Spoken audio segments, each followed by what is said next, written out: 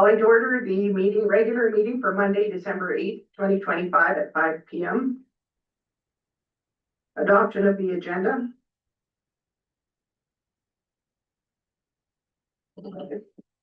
I have no additions, Your Worship.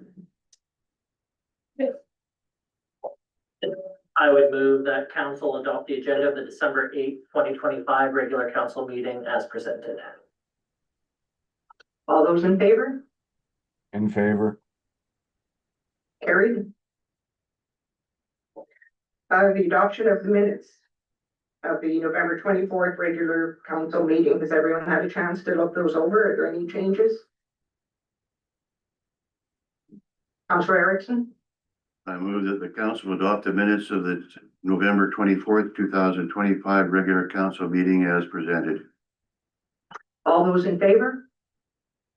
In And that is favor. carried. So moving on to number 4, public hearings.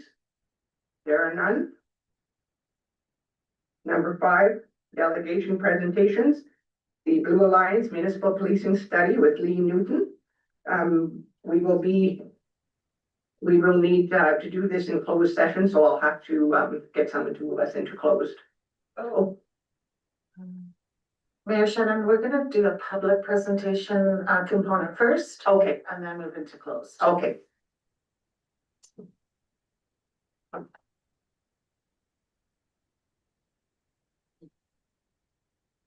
Gentlemen, you're up anytime you're ready. Oh, okay. Good evening. I'll just to check everybody can hear me. Yeah. Okay. Yeah, good evening or good afternoon. It feels like evening because it's dark, but my name's Lee Newton with Blue Alliance, and I'm joined on the line this evening with my colleague, Chris Manuel. And thank you for the opportunity to present our findings from the policing study for the town of Peace River this evening. There was actually 2 other members of the team from Blue Alliance that worked on this project that are not on the line this evening, but they also played a part in our process. I know there's a number of new councillors, so just by way of kind of refresh and introduction, Blue Alliance is a small boutique consulting company located in Alberta, and we specialize in the area of policing and public safety. And we've worked with and continue to work with a number of municipalities and First Nations. So this policing study actually started in July. We commenced our process in July, and we delivered the final report in October to administration. To give you an idea about, I'm just going to run through a very high level our process, and then Chris will run through a more detailed view of our process and our findings and recommendations. Our process is intentionally very objective. We do not enter into the process with any preconceived ideas as to what our findings will be. We very much rely on our process, which I'll touch on, to come to our determinations and recommendations for yourselves. There's the overview of the steps that we took, and we take in all of our police studies, is a data collection and information collection stage, stakeholder engagement, and in this case that took 2 forms. We met with council, as well as the RCMP and a number of stakeholders that were identified by administration in the community. Everybody that reached back to us after we reached out to them were met with, were consulted, either virtually or in a one-on-one meeting. We also conducted a public engagement process. Again, this was twofold, an online survey and also a public open house that was held in the town. Moving on from there, we conducted our information and the data analysis. So the information and the data that we collected, we then started to work through analysis of that, and conducting our own research in relation to other models that existed nationally and provincially, as well as existing best practice and policing standards. Financial analysis around the cost of policing for the town and projected costs in relation to the recommendations that the options that we were considering for your as recommendations, sorry. And then we obviously developed our final report that was, as I say, was presented to or provided to administration in October this year. So that'll just give you a very high level overview of some of the steps that we took in ultimately coming to our findings and recommendations for you. And at this point, I'll hand over to Chris to actually lead us through the slide deck presentation that we prepared. Okay, I'm just gonna share the screen. Perfect. Okay, in council chambers, can you see the slide deck? Yes. Yep. Okay, perfect. Thank you. So what I'll do is there's going to be a fair bit of information that has been summarized that was extracted from the report that I'll present in the slide deck. I do understand this may be the first time that some people, particularly being a new council, have probably experienced some of the topics that will be on discussion here tonight. So as I make my way through the slides, please just let me know if you want me to pause and ask any clarifying questions.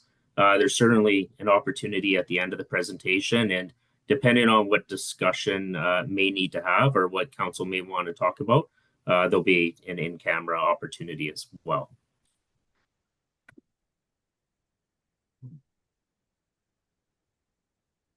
So I'll just move along fairly quick through this piece, but because Mr. Newton just touched on the background piece, but ultimately the town commissioned the study at the encouragement of the Minister of Public Safety and Emergency Services, who supported the town by offering them a grant to financially support the undertaking of this study. And the intent was really to do an assessment of the current state of policing and municipal enforcement in the town, specifically the town, some data analysis to identify trends, high-risk areas, resource allocation, and stakeholder engagement to understand some of the community's policing concerns. So I emphasized the town a second ago because as the town contracts the RCMP as its municipal police service provider, one thing to understand is in Alberta, there's essentially two tiers of policing. There is communities with less than 5,000 people. And by communities, I mean urban areas. So if you were a county or an MD, if you have an urban hamlet, and an example of that would be Claremont outside of Grand Prairie. They are required to have a municipal police service agreement for that urban population over 5,000 people. And the big differential there comes down to how much you pay and some governance control that you have when you pay more money under what is called a municipal police service agreement. So in Alberta, communities under 5,000 people are policed under the provincial police service agreement. Communities that have 5,000 to 15,000 people can either form their own police service or they can contract with the provincial police service, who is the RCMP, and enter into a municipal police service agreement, which has a cost share element to it that we'll touch on here shortly into the presentation. When a community reaches 15,000 people or greater, that cost share increases further if they're in partnership with the RCMP, the Government of Canada. Now, Peace River is what is known as a combined post detachment, and we'll get into more details on that here shortly. But that ultimately means that the detachment is regional in nature, and they operate as one kind of cohesive unit that the officers themselves, although may be assigned and funded by either the provincial funding stream, the municipal funding stream, or even First Nations funding stream, they all respond to calls for service across those jurisdictions policed by the Peace Regional Detachment. The detachment is part of what's known as the RCMP's Western Alberta District. So the province of Alberta is broken into several districts, being West, East, Capital, South, and Central, I believe. Actually, it might only be 4 now. But those are where a number of smaller detachments are overseen by a district officer and the district officer would be a chief superintendent, and they are presently based out of Grand Prairie, Alberta. The detachment building is owned by the Government of Canada and houses the municipal police unit for the town of Peace River, plus the provincial and rural policing units that cover the wider region. So combined post, again, what does that mean? It essentially is a common policing format deployed by the RCMP across Canada, really, and particularly communities that fall within that 5 to 15,000 population threshold. They have often started as a provincial policing detachment, and then at a certain population threshold, they triggered a municipal police service agreement, which meant that a certain allocation of the officers assigned to that detachment would now be municipal members, which is essentially they're going to be funded to a greater extent by the municipality. They continue to operate as a single unit in that the detachment commander, and in the case of Peace River, that's a staff sergeant, is responsible for both the town and the surrounding rural populations, and they police it effectively as one unit. As is mentioned in the slide here, with the idea is to reduce duplication, costs, and increasing efficiency through shared personnel, equipment, facilities. The officer and administrative resources are usually pooled and deployed as a single operational unit across the entire detachment, regardless of whether the resources are allocated or funded by the municipality or the province. On an accountability side, though, there is some differences. They do maintain separate financial reporting and operational performance reports, so statistics, crime stats, as they're maintained for both the town and the provincial detachment. So the Peace region, you probably can't see it as clearly on a big screen in the council chambers, but the jurisdiction of the Peace Regional Detachment is geographically very large.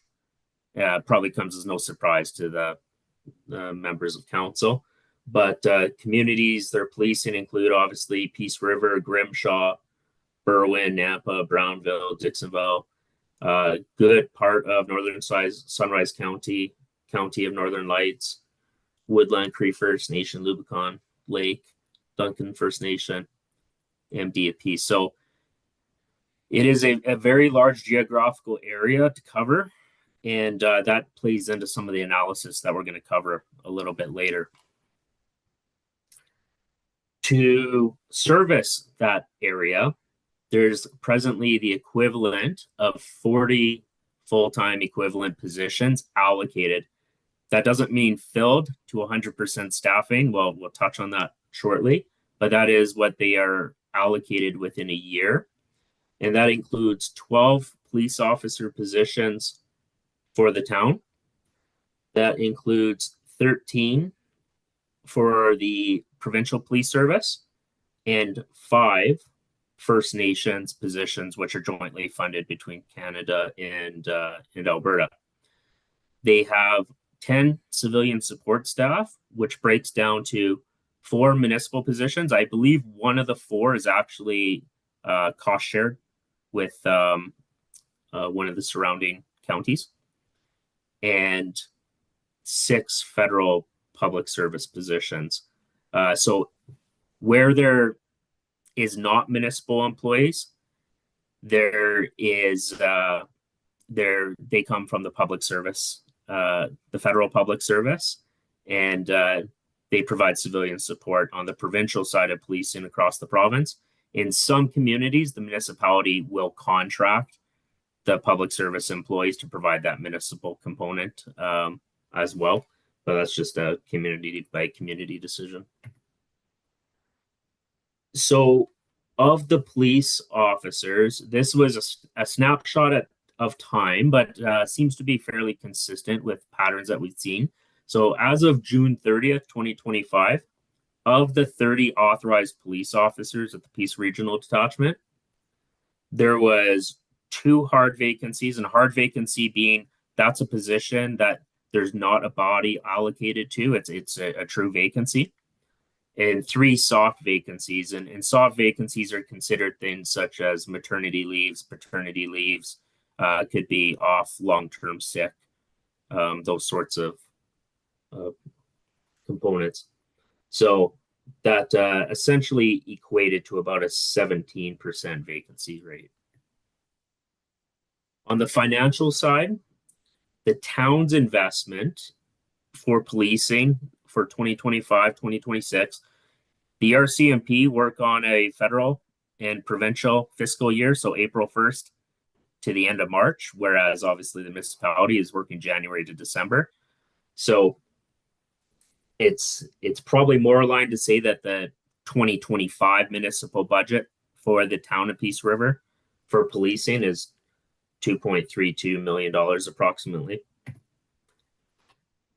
That equates to a breakdown of a cost formula that with communities that have a population between 5,000 and 15,000 people, which is what Peace River has, they fall within the cost share of 70% municipal and 30% federal for these specific offenses or these specific cost centers. So that would include direct costs, so the pay and benefits, as well as the equipment, training, and kind of day-to-day unit operation expenses related to your contingent of RCMP officers. So of the 30 officers, 12 of the positions, again, are allocated by the town, 10 of which are actually funded. There is a buffer that's worked in that, frankly, I think it's been a very long time since the FTE count has ever been at 100% because of just historical staffing patterns. So this year, the town has budgeted for that to fall within 10 FTEs. The indirect costs include their health benefits. There's divisionally pooled costs, so the cost of operating their headquarters in Edmonton, and the support that it provides, like their dispatch center, their IT services, their radio services. Those all fall under divisional administration sort of costs. There is additionally the cost of training police officers, which is allocated on a per member cost basis, as well as national recruiting.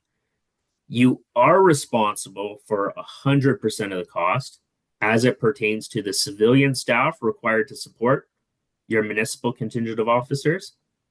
You're also responsible for 100% of the cost of accommodating your staff within the detachment. So many municipalities actually own the detachment, and the RCMP pay rent to them for the space that they utilize for the provincial resources. However, in the case of Peace River, it's the reverse, and Peace River actually leases space from the federal government for its contingent of officers within the Peace River detachment.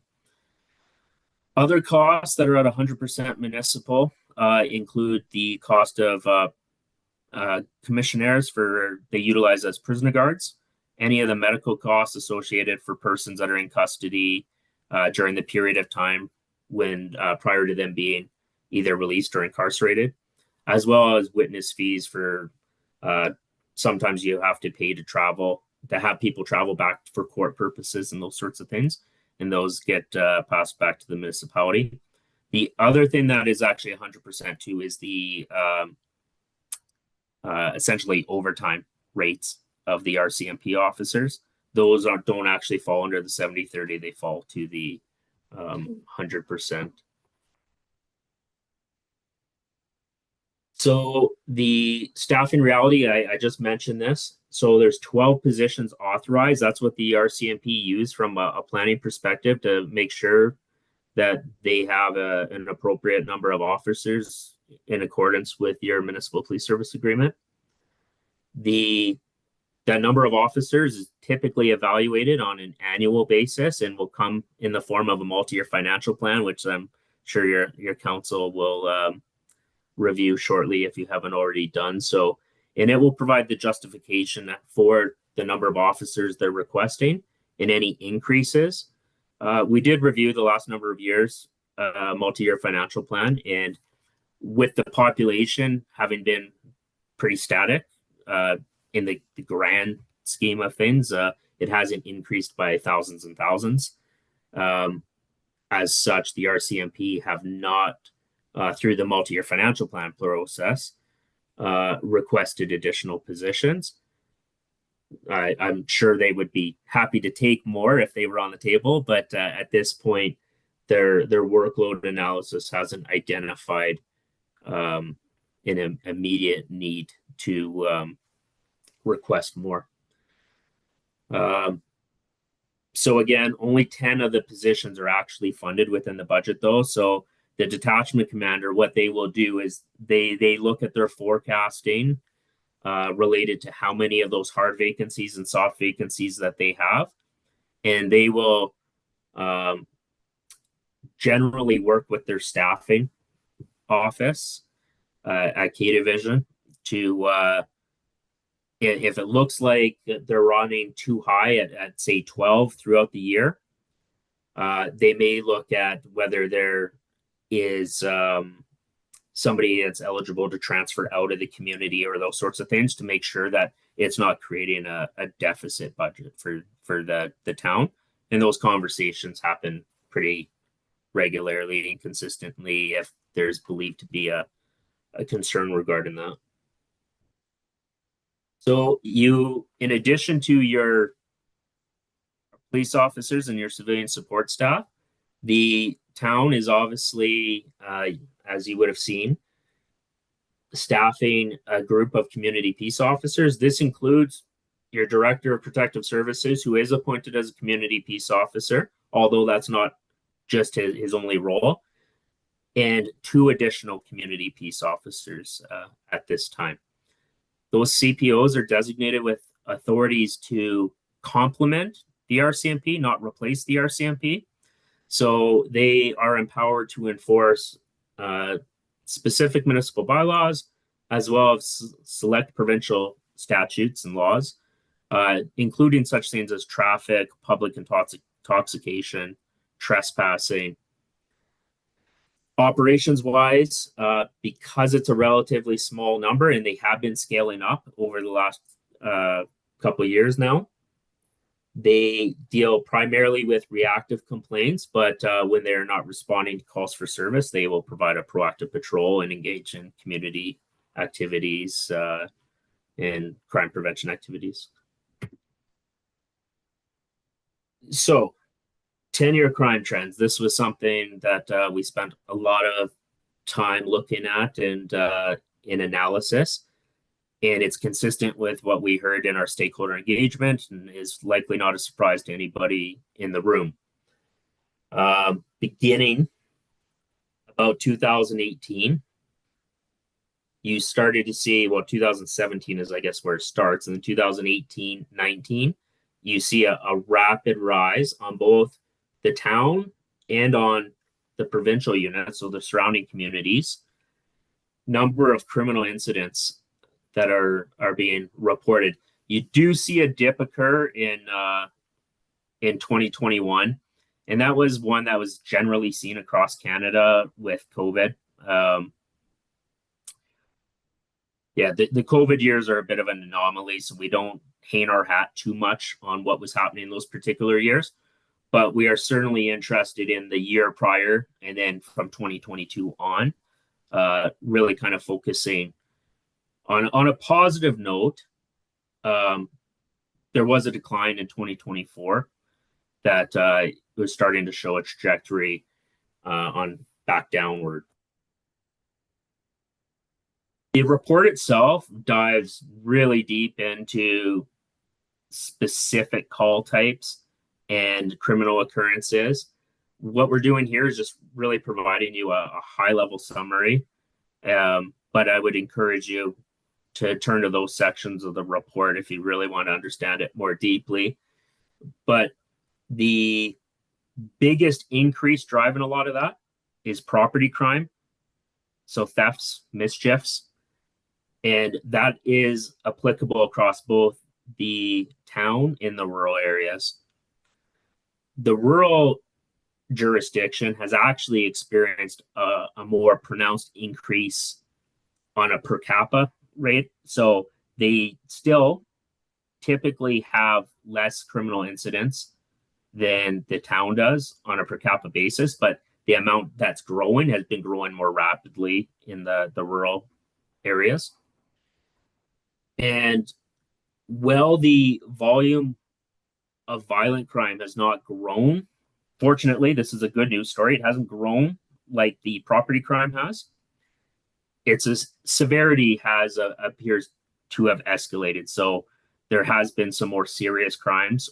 Those would be things such as break and enters, robberies. Well, not so much break and enters, more robberies, assaults, in some cases, homicides. Those can really have a significant impact on crime severity scores.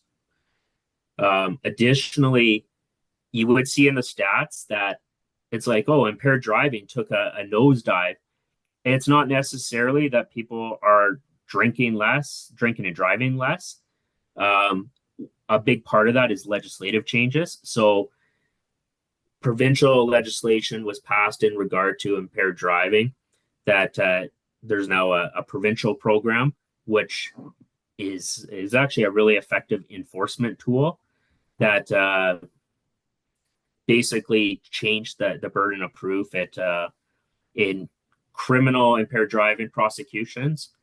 There was a fairly high rate of cases just not making its way through conviction, where it became a bit more of a reverse onus on the provincial administration. Instead of charging people criminally, they started using administrative sanctions provincially. So that would represent a decline on criminal charges as a likely result of that. And, society has changed to some extent as well in regard to its tolerance of drinking and driving from years past, which is a positive shift as well. So to give you an idea of how those rates compare, in 2024, the composition of offenses, you will see there was 1,058 property crimes reported within the town and 308 persons crimes. Those would be things like fail to appear as administrative type charges.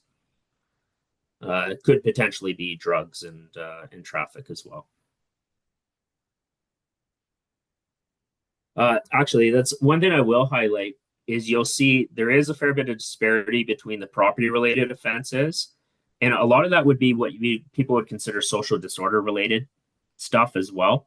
So again, theft, shoplifting, those sorts of things, which are more common in an urban area on a frequency basis than that of rural.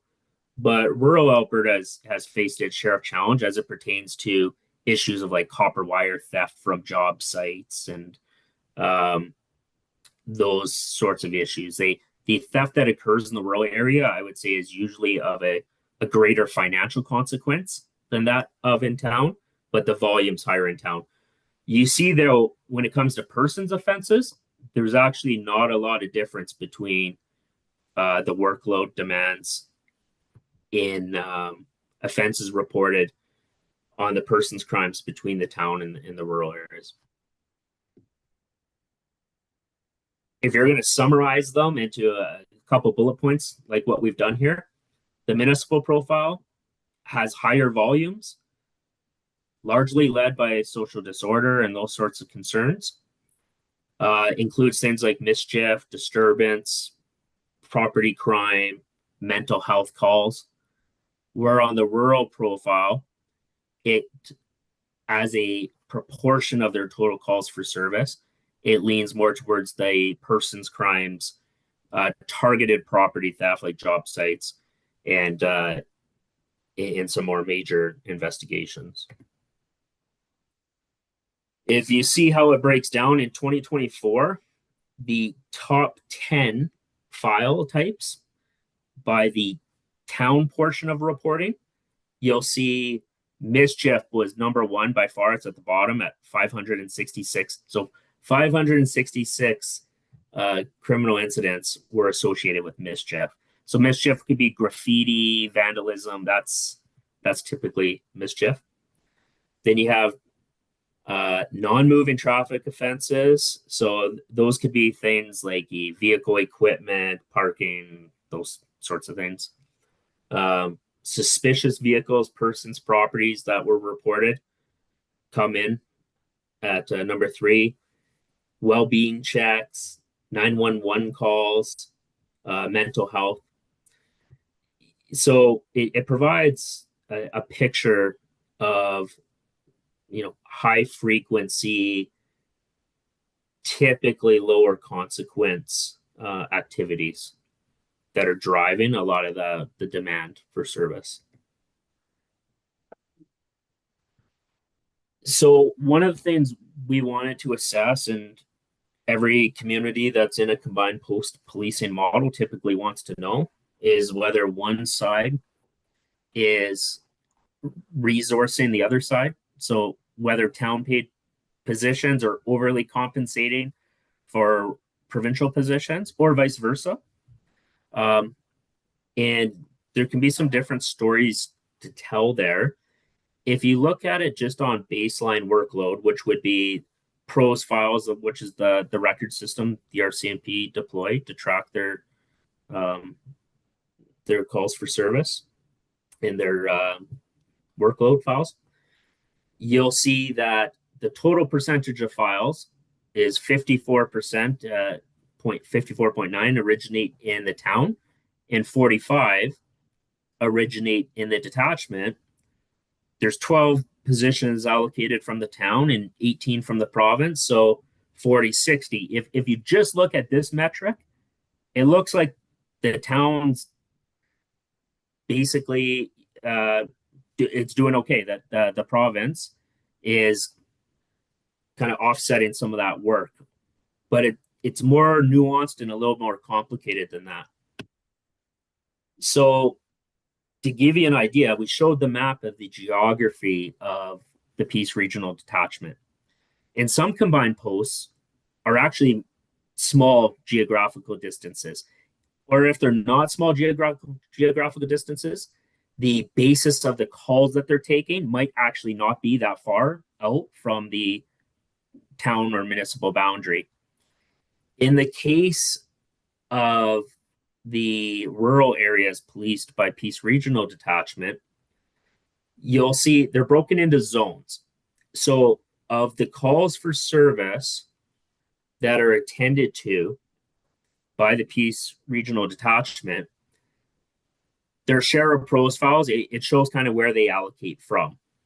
And where that has consequence is drive time, right? Because a call that's responded to in town, it's likely not longer than a 10-minute one-way drive time. We have actually modeled out, but I'll say 10 minutes here. Whereas if you're going to a call for service in the town of Grimshaw, you're looking at 19 minutes one way, right? And it expands from there.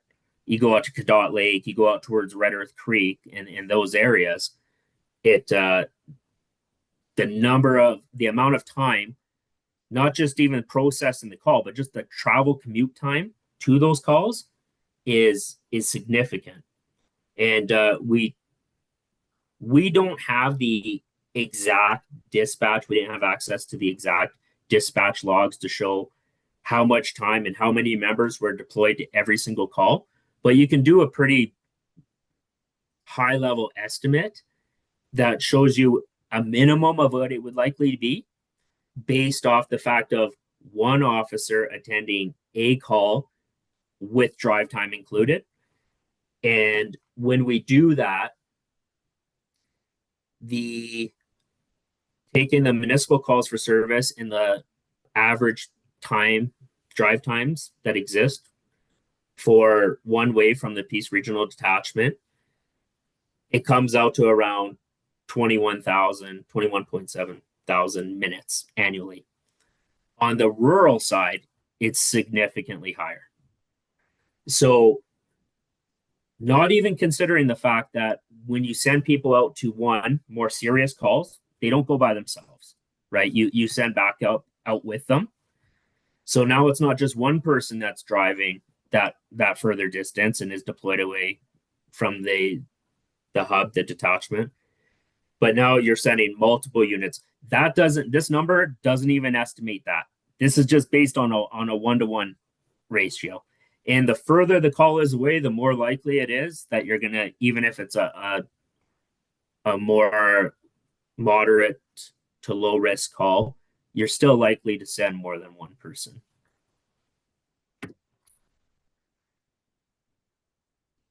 So this just kind of says what I just did, that, this was a conservative baseline, assuming a single officer response.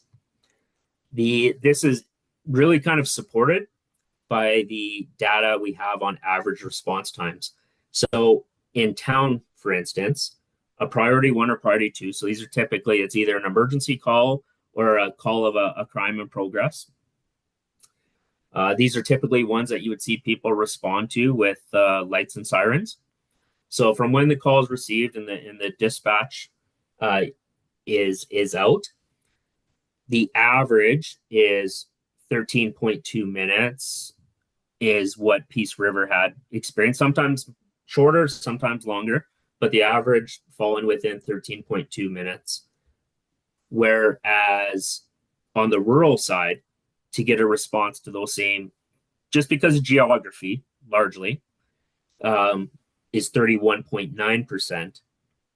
So there, geography obviously plays a pretty big factor in call response within the Peace Regional Detachment. So in a summary, we call it a bit of a hidden workload because based on the baseline metric we showed, while the town has more files, it's certainly our belief that the rural files consume significantly more resources for longer duration of time. The rural policing, again, we estimate at a low end requires 6 times more travel time on average based on where the calls are occurring. And again, depending on the severity of those calls, it could drive resource demands even further up. I'm sure there might be some further discussion or dialogue around those points. Do you want me to pause for a second, or would you like to just keep going and touch on it at the end? Keep going. Okay, perfect. So through the community engagement, one of the things that we did was a community-wide survey as well as open house.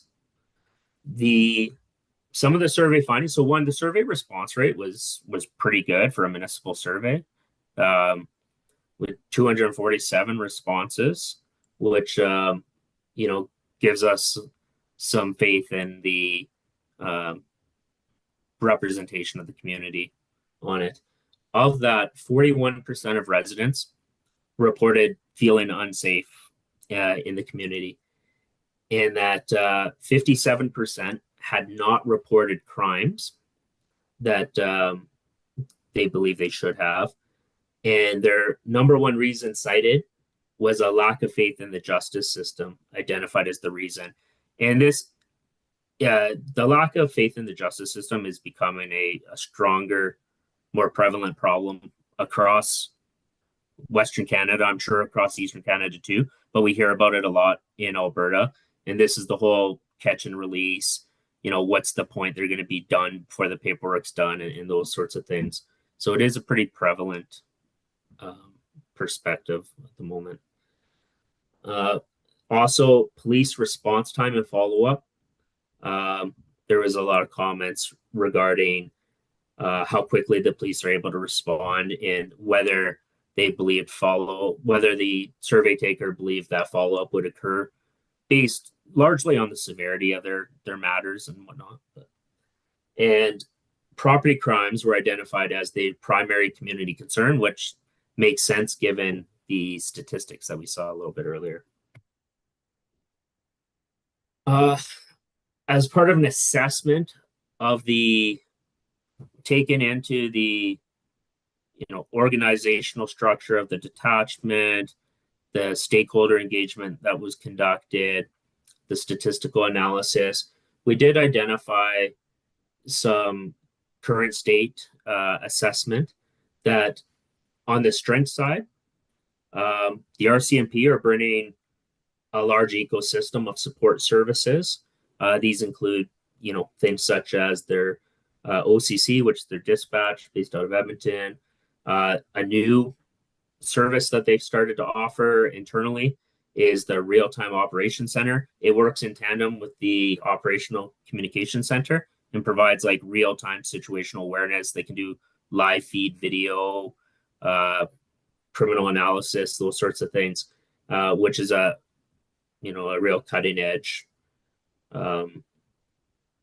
approach that has recently been deployed. Additionally, you got major crimes, IDEN, dog services. Some of these services of which are actually based out of the Peace River detachment. On the challenges side, there is a degree of less local control over priorities than, say, you would have with a municipal police service. There's always a trade-off with different models. Historically, what would be considered high officer turnover due to relocation policies.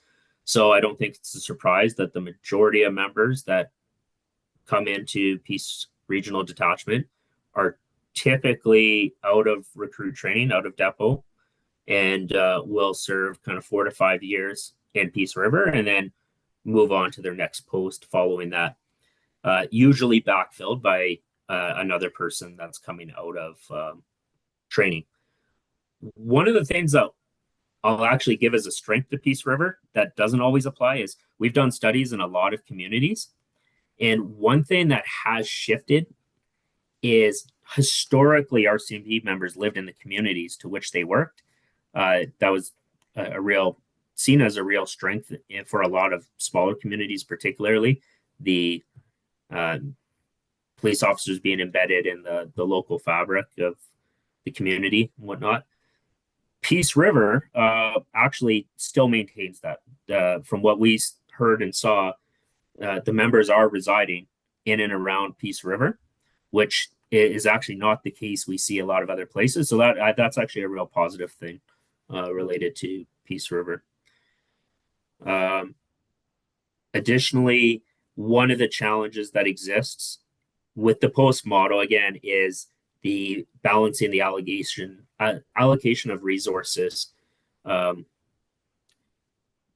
think it's fair to say that we believe that the town resources are sufficient at this point. It would be nice moving forward, and we'll get to recommendations here shortly, but to see a greater provincial element to help support some of the demand on that side. Chris, if I may, I just want to jump in and just make one comment because I think it's important. Although one of the concerns raised, as shown on the previous slide, was around the lack of consultation and involvement of administration and council in the selection of the detachment commander, in this case, the staff sergeant. What I would add to that, though, is in all the consultations we had, there were no concerns with the individual that was selected, i.e. your new staff sergeant. In fact, all the comments were very positive. It was more around concern around lack of engagement and consultation in the selection process, but no issues with the ultimate selection. And I think that's an important comment to just add to that slide. Thank you, Chris. Yeah, no, that's fair. And I echo that too. I heard that consistently in the people I spoke with, and the detachment was very accommodating in our requests for information as well.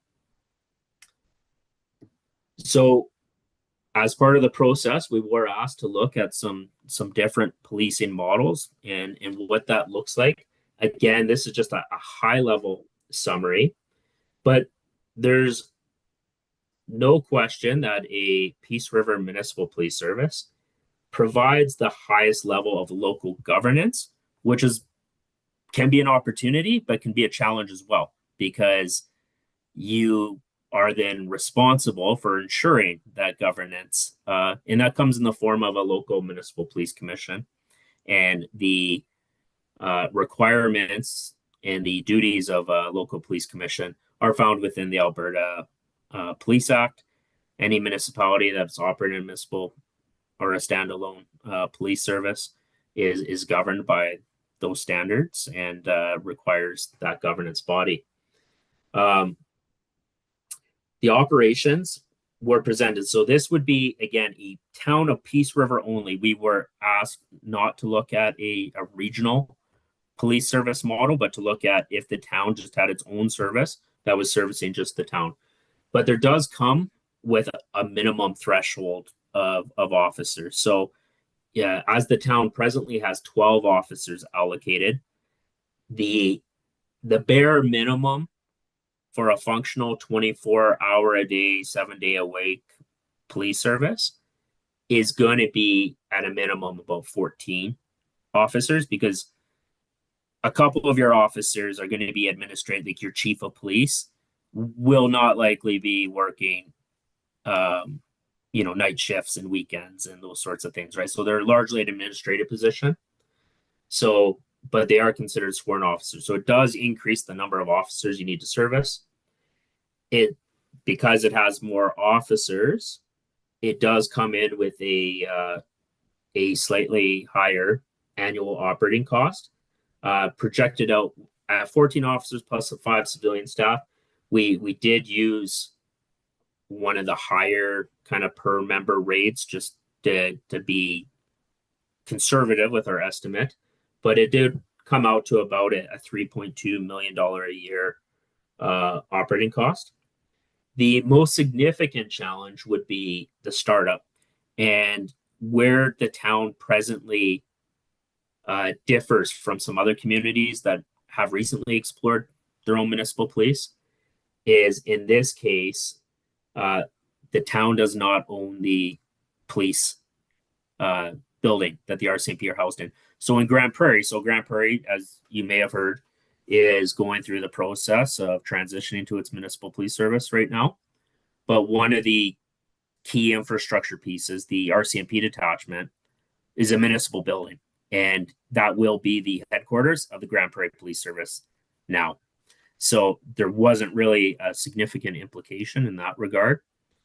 Whereas the town would be required, I suppose it could always be negotiated, but I think the RCMP would likely be reluctant to do so around the acquisition of the current building. Now, again, there would, for the size of this police service and a little bit of room for growth in the future, it's estimated in today's prices that around $12.9 million would be required to build a appropriate building for the police service. That being said, the town does pay a lease presently, and a lease isn't much different than paying a mortgage. So this is a one-time capital project, but it would likely show up within operating budgets as a debenture in future years. So it's not as though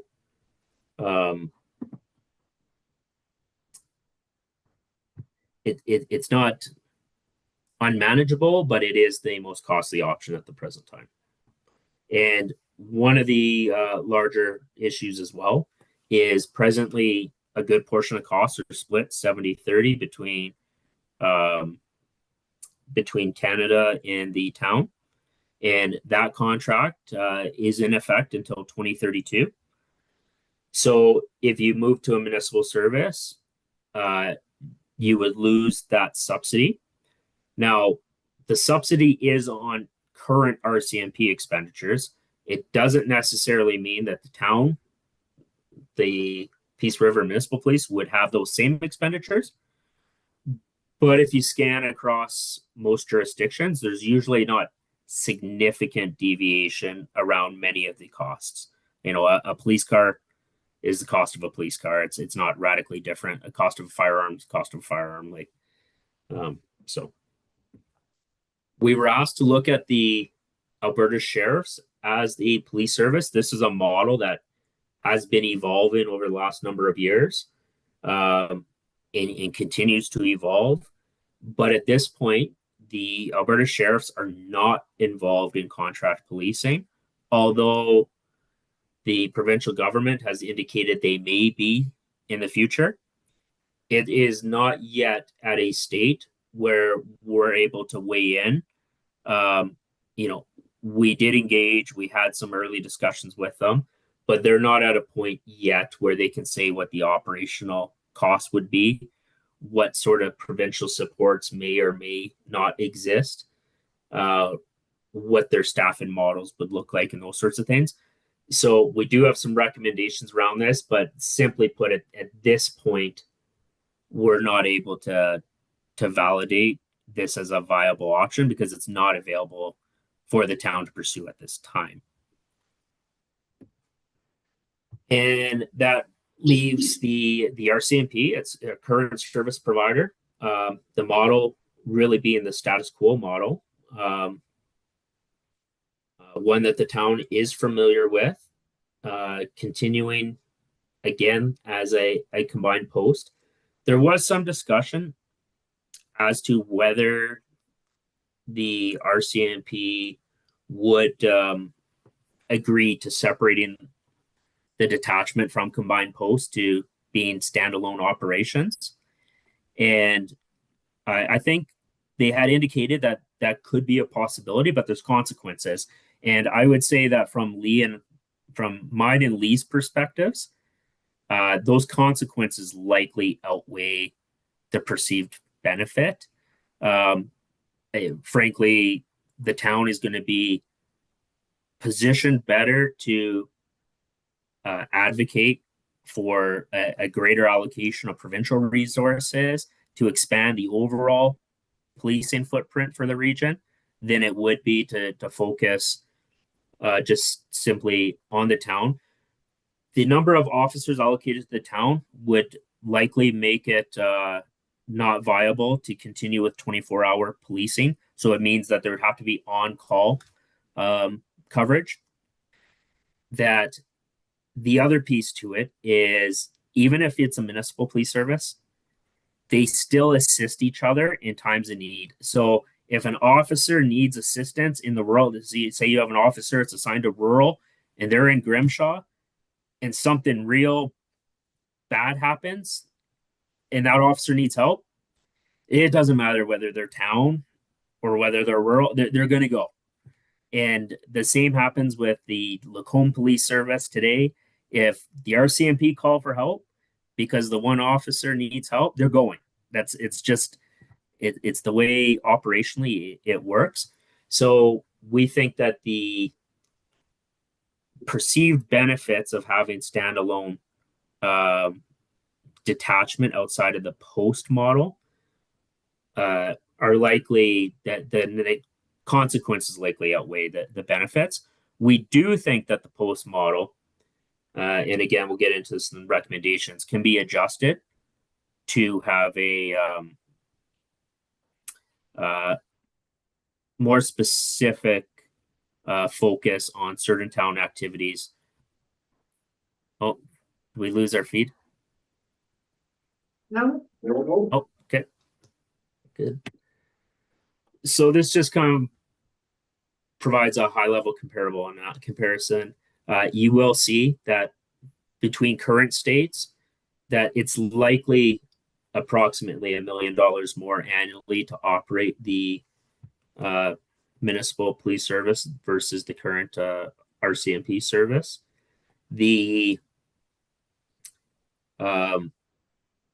There would be some additional considerations. Most places that do have a municipal police service particularly in small communities, do not operate a community peace officer program. Those resources are usually folded within the police service. If you're to allocate the budget that's presently in that space into the municipal policing model, you're probably more around a $600,000 difference than you are $1 million difference. But there is some nuances that are outlined more specifically in the report around the challenges with each model.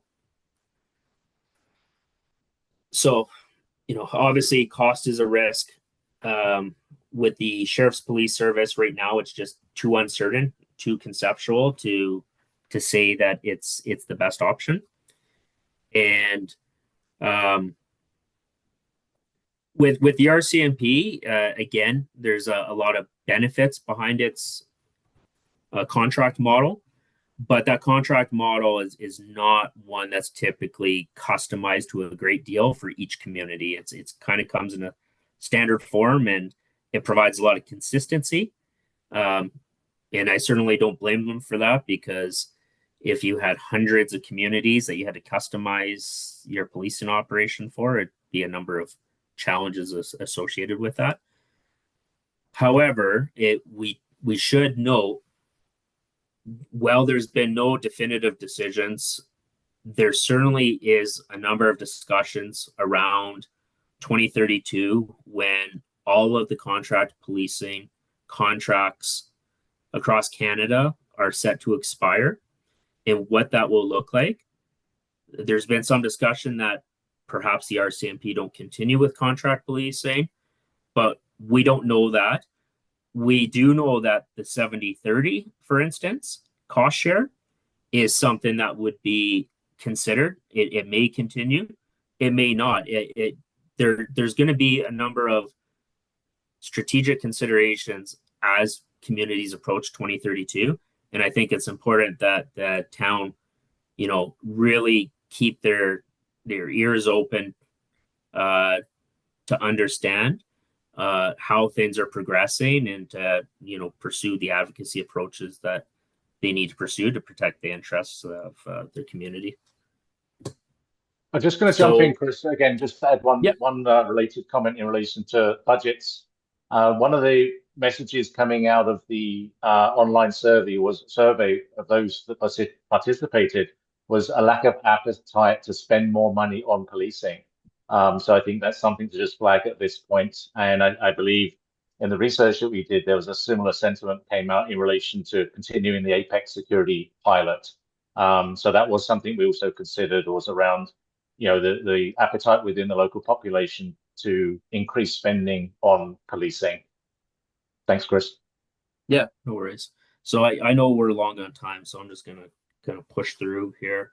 But so our conclusion is really kind of focus on a dual strategy. So recently the town did launch a municipal policing committee. That committee has certain legislative authorities in accordance with the Alberta Police Act and the Municipal Police Service Agreement.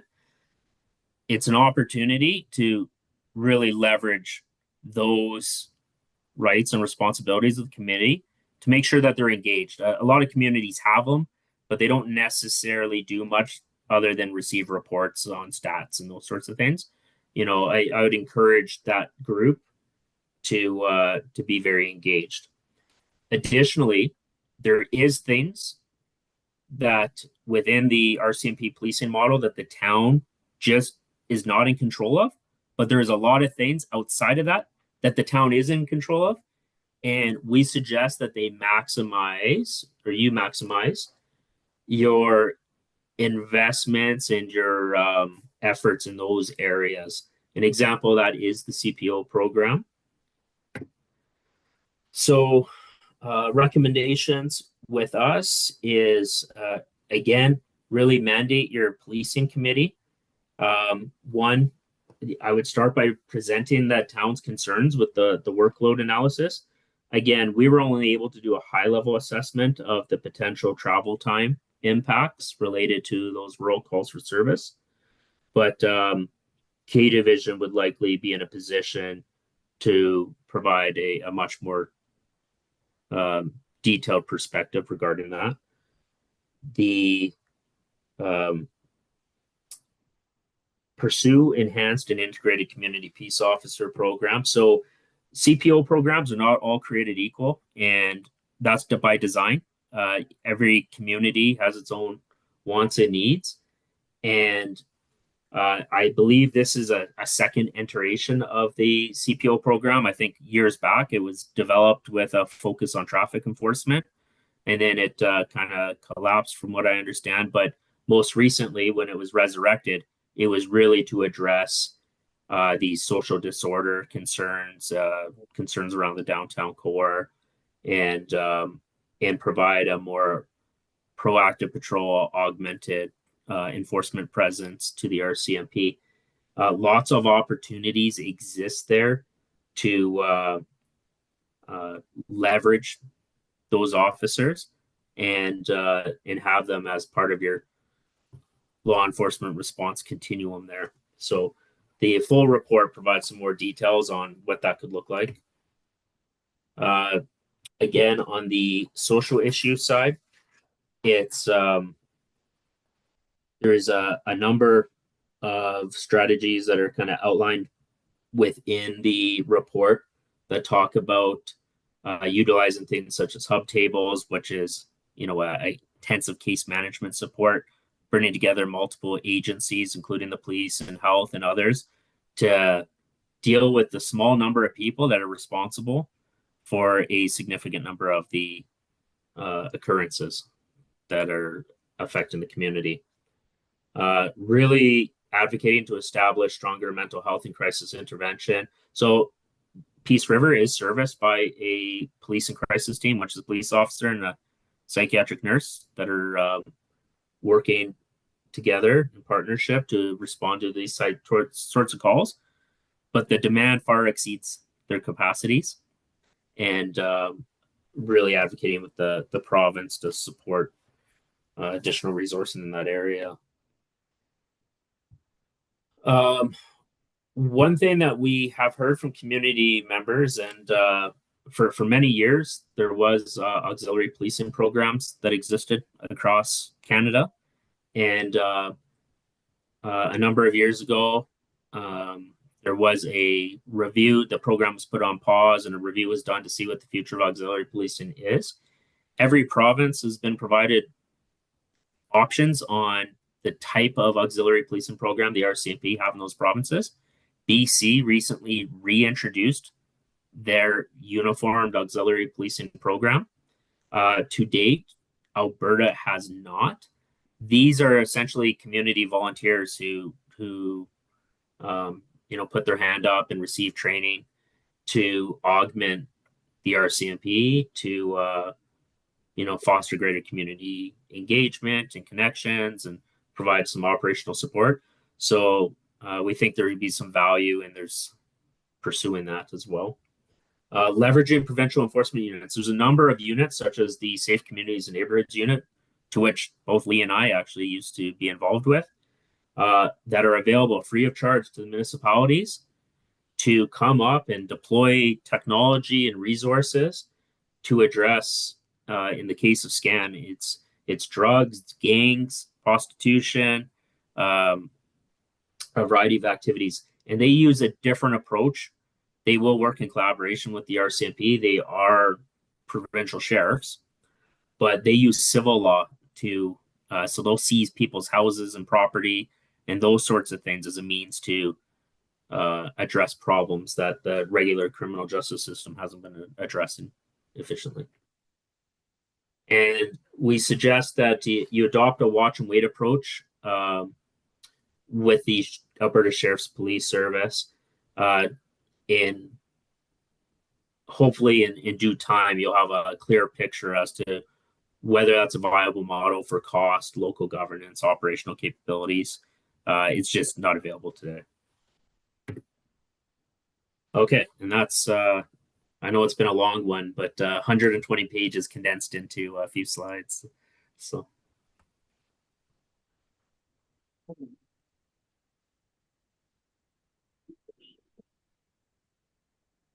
Are there any questions? Deputy Mayor Carr?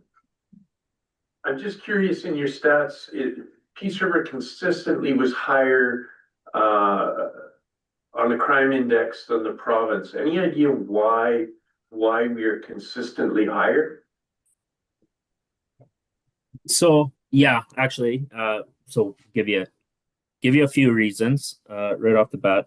So you're not actually all that, you are higher than the provincial average and higher than the national average, but that's not necessarily a fair metric all the time, because Peace River is a service hub, right? You have a hospital, you have a prison. You're the only community that has a prison that was initially one that was incarcerated prisoners that would serve a 2-year sentence, but now it's largely a remand center. In remand are people that have not been convicted of their offenses, and it's more of a revolving door. So there's people that are coming and going all days of the week, all hours of the day from those facilities, which when you have those regional services, they can be great assets in your community, but they can come with some challenges as well. And sometimes the support services don't always line up with the demand. So for instance, if somebody is released from custody and doesn't have a place to live, there's not always a smooth handoff for that individual. Sometimes they can be released into homelessness and those sorts of things, right? So those have impact on communities for sure. Additionally, because you have a relatively small population, a single homicide has a massive impact. So Edmonton would have, on an annual basis, say 40 homicides, 30 to 40, somewhere in that area. But because there's 1.2 million people in Edmonton, that on a per capita basis doesn't have a significant impact. But just one in one of the rural areas or within the town has just a huge impact on your crime severity index score.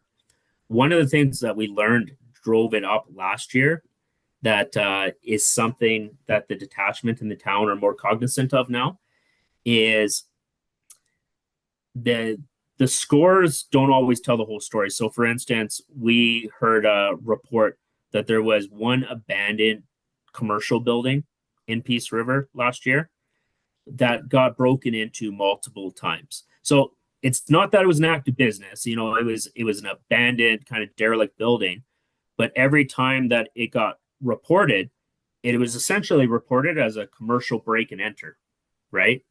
And that score is way higher, especially when you have like 8 reports of that on that one property alone. That really impacts the scores.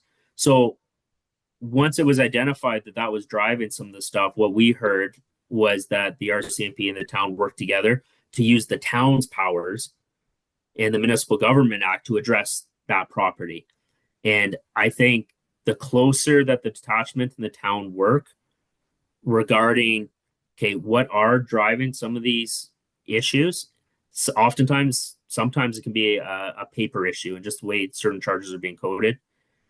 We did hear that relationship has improved, and that particularly that the detachment commander and protective services director have a strong working relationship, which isn't always the case some places. So yeah, I think you're on positive footing there to make some progress. But there's no question that drug toxicity, mental health issues are impacting regional hubs, Slave Lake, High Level, Grand Prairie, Red Deer, across the province. It's a very similar trend. Anyone else have any questions? I have a question is for Councillor Ford. He's worked very closely with that commission all the time. I'm just wondering what his thoughts are on it. Actually, I did have my hand up. Everybody can hear me okay? The one question I had is on one of your slide decks. In regards to the community engagement, you said there was a 47% of people that don't feel safe in the community. Is there any background onto what and why that is? So 41% reported that. Lee, do you have that available? Anecdotally, I can add that a lot of female residents, particularly, would tell stories along they were used to be happy walking through downtown, used to be happy walking along the riverside, the pathway along the river, and they just don't have the same sense of safety and security now as they did before a number of years ago, and that was a very strong theme through both the survey and the stakeholder engagement sessions that we held. Some of people obviously reflected their professional views and opinions around the position they held, but also their personal views and opinions. And that particular one was very, very strong. And so therefore, I suspect that drives some of that data. It's just people just not, for whether it's just perception or reality, are just not feeling safe walking around downtown and along the riverbank, perhaps more into the evening time than they would have been historically. That could be down due to reality or their own sense of, their own perception of their own personal safety. So that was a strong motivator, I guess, or strong influence on those statistics. Was there any background given as to the reasons why those people feel unsafe about walking in those areas? So yes, I'll speak to that. So a big driver is the perception of safety versus actual safety. And what I mean by that is many of the people that we spoke to in regard to, like, particularly that pathway issue, was they saw street engaged individuals or homeless individuals in proximity, and that drove their feeling of safety down. What I will caution, though, is that there's not a direct correspondence between people that are homeless or street engaged and crime itself. In some areas, I'm not saying that nobody that's street engaged or homeless is involved in criminality, because that's not accurate either, but they are not the primary driver of your crime statistics. What I would say is they are likely a primary driver of the perception of safety, for sure. But as far as being a primary driver of the actual, frankly, they're not the ones that are doing the industrial copper thefts and those sorts of things that are really driving some of the crime severity stuff.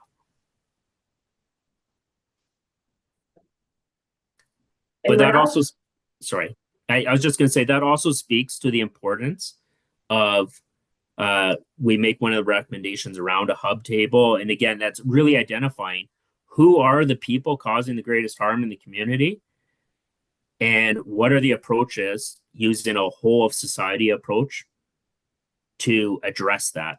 And communicating out, there definitely is a degree of communications. One of the things the survey did ask was, how are people getting their news about crime and those sorts of things? It's not coming from traditional news sources, right? People are learning about it from I heard on Facebook. And if that's where people are going for their information, the town and the RCMP have pivoted. For a long time, you couldn't have local detachment Facebook pages. That stuff has all started to change in the last number of years. The town has actually, from my observation, taken a more active role in being proactive in some of its community policing and crime prevention messaging with the RCMP. You really, if you let that narrative run wild on its own, people don't know the true stories or what's being done to address things and those sorts of things. One question on the auxiliary police force. What authority would they have? Could you explain a little more about the role? Yeah, so this isn't a new thing. Essentially, they existed for decades prior to the pause that occurred maybe about 10 years ago now. And historically, they rode around with our CMP officers as a second officer. They were very much utilized like a community peace officer is. So they wore uniform, they had baton and pepper spray, but they worked under the supervision of our CMP officer. They were largely deployed for community policing activities. So if you did bike rodeos or crime prevention, presentations and stuff, they'd be utilized in those roles and capacities, assist with some of the administrative stuff at the detachments and whatnot. But it was a good opportunity. What I saw when I was involved with them was there's a number of people in the community that have an interest in giving back to their communities, but they don't want to stop being an accountant during the day. They want to do this on the weekends or in the evenings, sort of thing. And it's, when it was lost, the ability for people to do and participate like that has kind of dried up, right? Okay, thank you. So the next portion of the presentation, we'll be moving into closed. I'll need someone to make that motion. I make that motion. Thank you, Councillor Erickson. All those in favor of moving into closed? And that is carried. We'll just need a few minutes to get it set up. If everyone wants to shut off their cameras and mics for now until we're set up in the closed session room.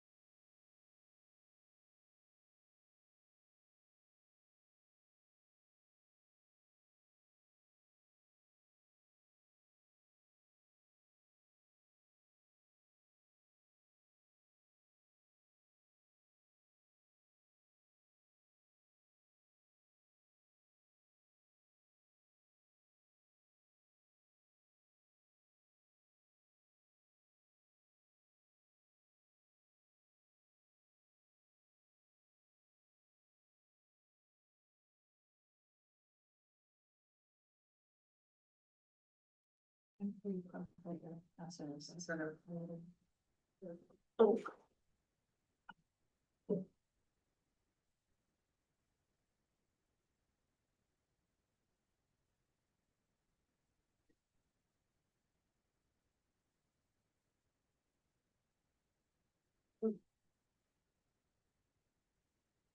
Welcome back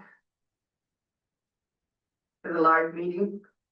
Next on our agenda, number 6 is the bylaw number 2185, utility rates bylaw for 2026 with Ms. Guidon.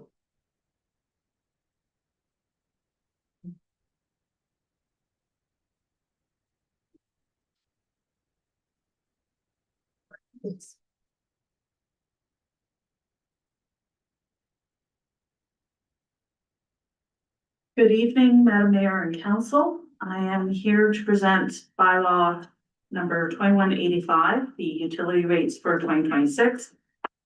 This is a draft bylaw. And a little bit of background is the goal is to have self-liquidating for the water, wastewater, stormwater, and solid waste funds. We engaged Intergroup in 2023 to develop a utility rate model. And last week on December 1st, there was a post-election council workshop where we had Sam Mugford come back and led the council through the model, including the factors built into the model and the impact of changes to the current model and the implementation plan. In summary, we're looking for full cost recovery. And when Intergroup developed the model, they determined that we were significantly under collecting, and it recommended that the rates needed to increase by approximately 50%. Which was 9.7 for water and 10.1 for sewer over 5 years. We did break the categories down and introduce some mid-tier categories. Overhead costs are being allocated to the utility functions to ensure that all their supports are being picked up appropriately. And it was predominantly the capital and the building reserves for future capital replacement that we were not collecting in the past. So tonight we have presented a few options.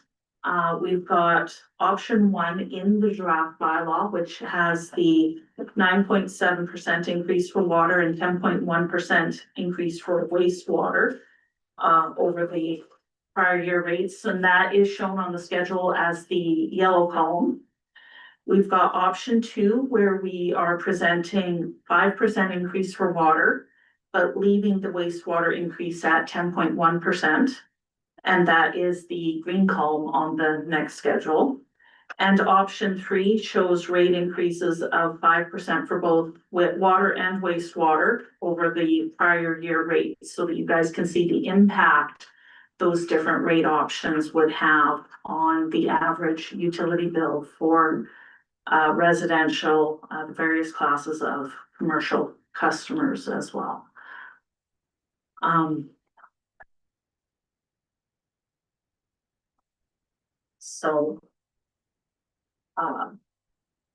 The models all include the solid waste reduction from 27.5 to $25 for the residential customers, as we have negotiated some decreases. When this bylaw was first introduced a couple weeks ago, a question was asked about reserves. And we have a link in there for where the reserves policy is, and the model is based on future capital cost replacement, and the reserves are meant to be built up to the level required for those capital cost replacements. So we are asking that council provide second reading to bylaw 2185 for utility rates for 2026 as presented. with the goal of continuing on the full cost recovery model. Option 2 is that council provides second reading to bylaw 2185 as amended. And option 3 is that council declines to provide second reading to bylaw 2185 and provides direction to maintain the 2025 utility rates for 2026. Does council have any questions? Councillor Hughes?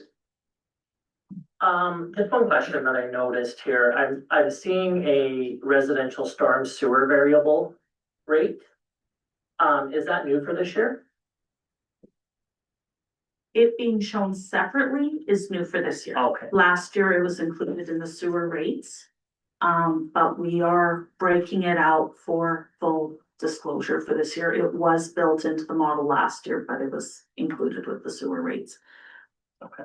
Which is where you will notice that, for 2026, the sewer variable actually drops, even though it's going up. Right. And just following up on that a little bit more, is this not like sewer drains like from rainwater? Or how is that calculated on a variable rate? The storm sewer is based on the meters going into the house. The cost to maintain them, this was the only way we could allocate that cost among all the various users in an appropriate way. We unfortunately cannot put meters on the water going through the state storm sewer system, but they still need to be maintained. Okay. So this was the most practical way of allocating and determining revenue for those. Thank you.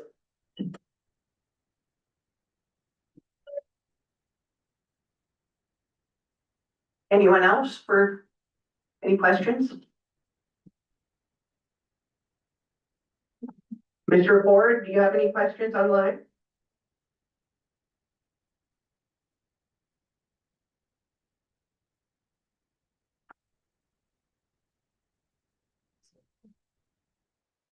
It's not.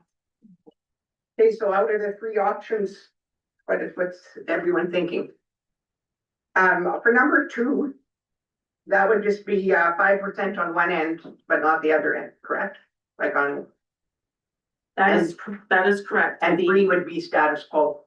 Option 3, in terms of the options shown on the chart, option 3 is a 5% increase for both water and wastewater. Okay.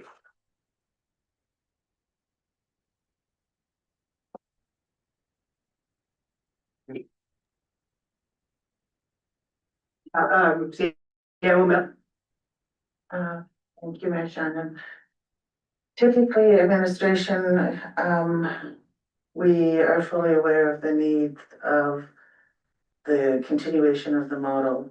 And we understand that it is an extremely difficult decision for council to make, recognizing the infrastructure deficit we have and the importance of ensuring that we're able to provide safe potable water now and long into the future, and also being able to keep up with the standards that is expected of us for managing our wastewater. In the little time we've come to know the new councillors, and the former councillors are fully aware we have huge expenditures coming forward in the next couple of years for wastewater treatment facility. And as Director Fisher spoke to you last meeting, our environmental license is coming up as well, renewal, and we know there will be some additional expectations that will come with that renewal, regulatory renewal. So recognizing again, understanding the challenges that you all have, we have presented that second option of the 5% water, but maintaining the 10% wastewater, because we know that's our greatest need in the near future. And this would be second year of 5 year and would help us to maintain that objective and not have to borrow as much when we do that, big expansion on the wastewater. And at 5% of the water, it just keeps us going. And then eventually we'll be able to sort of switch once we get our storm or wastewater to where we need to, then we can start elevating at a higher rate again of the water. Just for consideration for you, when you are making this decision.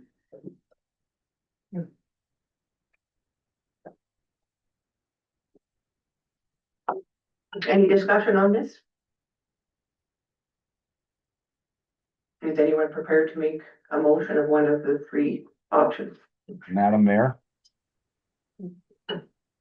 Counselor Ford? Yeah, I finally found my mouse so I can unclick my mute button. I think 5% is a little steep, to be honest with you.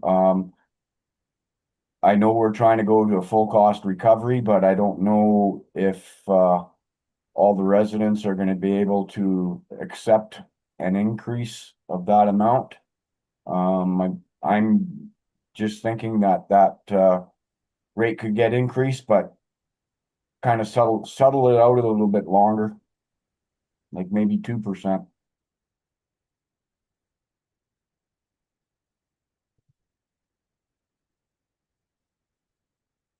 CAO Miller?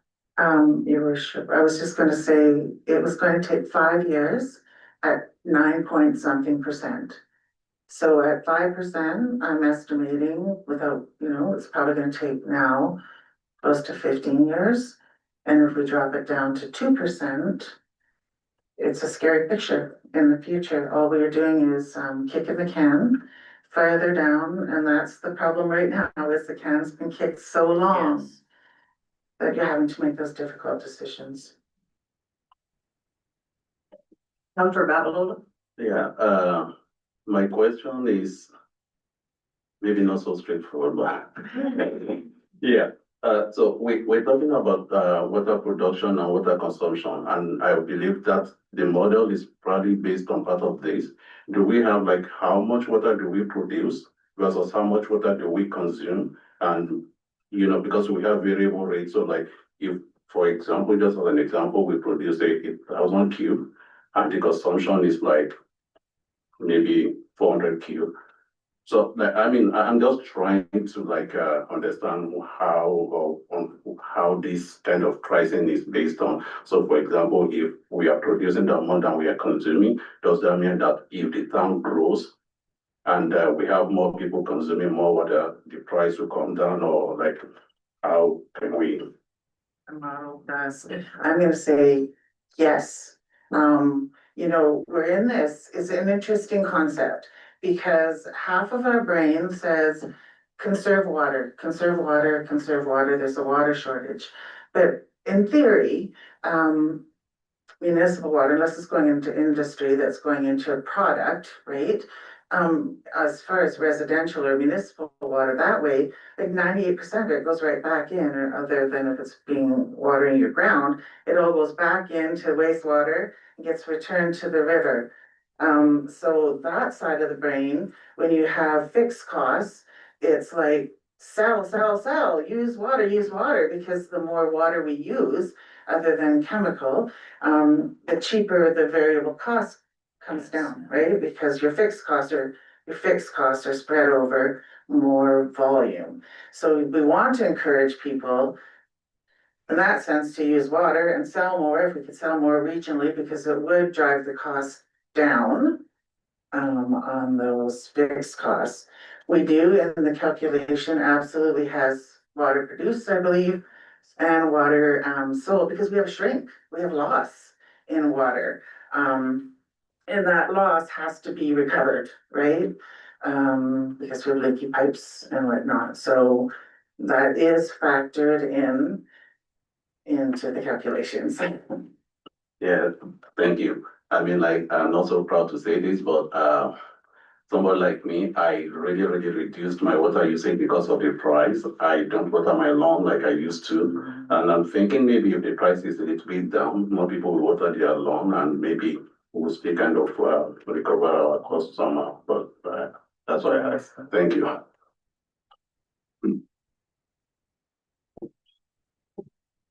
Counselor Erickson. I agree with you, Counselor Babalola and Counselor Ford. I think it's getting to a point where it's too expensive for a lot of the people to pay for the utilities. And you can walk around last summer and you can see all the yellow lawns. That wasn't very good. And I know we watered our stuff up. I had one bill was $1,250. And it's prohibitive to do that, and there's a lot of people that can't afford the utilities, period. And I had one person came up to me in a parking lot and said, I'm a senior citizen, retired, and my water bill was $200 a month. He said, I can't afford it. So I think we have to be very careful. If you're gonna have a community where you're gonna have the best interests of the constituents and the residents, I think you gotta be very careful what you're doing, and it's one thing to say, well, you can increase your reserves and you can have everything paid off in 5 or 10 years, but the question is, what are you gonna do to the people? Are you gonna drive them out of town? Then revenues are gonna be a lot less then too.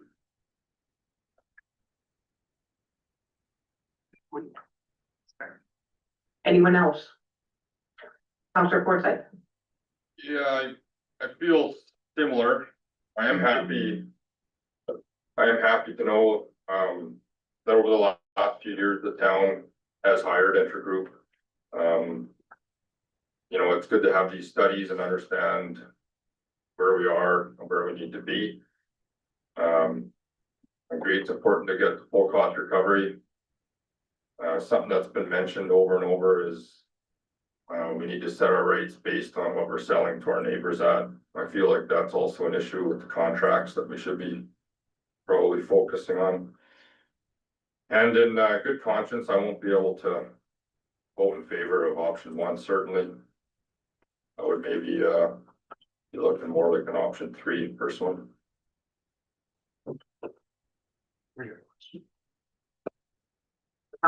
Deputy Mayor Carr. A big part of this cost is the reserve. Is there a way that we could look at funding the reserve differently than on the water bills? Like through portion of taxation or something like that, just to build the reserve to keep the rates down on the water? Because I hear the same thing. I hear the same thing as what Councillor Erickson said. It's becoming unaffordable for a lot of our residents to pay these big water bills, and God forbid you have a runny toilet, because it's not just damaging, it's crippling. Your Mayor, we purposefully moved it out of taxes because taxes were getting too high. And when people were comparing our taxes, they weren't also looking at the water bills, and so it would be, no disrespect, but it would be foolish for us to go back to be subsidizing utilities with taxes. So we either have to choose to unfund, theoretically, to unfund your utilities, and then when something goes wrong, we borrow, which we pay debt then, and you're burdening debt. We'll always have debt. We'll never be able to pay, but the idea is to have a nice balance between debt, grant funding, and reserves. And if we don't even try to put money in our reserves, even for simple pipe repairs, we end up borrowing because we don't have the funds, and then it ends up costing more down the road. So it's ugly, but costs go up. We talked about already, we know right off the bat, salaries are going up. We have a union, they're unionized employees. There's a union contract. So right off the top, we have an increase in salary next year. We talked about chemicals and everything. We're getting around 5% increase notices. Last week, we talked about, we can't look at CPI because CPI is based on a bread basket of food and utility and gasoline. And municipalities don't operate on a breadbasket. We're buying steel and pipes and stuff, especially for the water lines, which we all know the price of steel and everything has gone up. So the more years that council chooses not to make the difficult decisions that are really required in order to be responsible for this municipality now and long to the future, it just sets back. And that's why, again, we're in this difficult position right now, because for years, I can show you when it was Part A is built into the mill rate taxes. And then I have shown where taxes just some years didn't go up, no increases. It just continued to put us deeper and deeper and deeper. And if we do that, all the hard work that we've been doing the last 3 years to accomplish, it's gonna set us back some. And so you can take it a little bit longer approach, but to go little to no approach is really, you're hurting your children in the future. And if you want your children to be able to afford to live here, all you're doing is kicking the can down for the future. Then I would suggest that we take a look at what we're doing on capital budgets and maybe refine that a little bit more as well too. Instead of putting it into one source, you only have so much money to work with, so we have to be careful where we're spending it. That's kind of, it wasn't necessarily on the capital, but I guess it would be, but I wasn't saying fully funded. I was saying, you know, even if we could share the cost between the and I realize the cost all ends up on the ratepayers, but I mean it is becoming, as I say, quite crippling for some people, the way the water rates are going.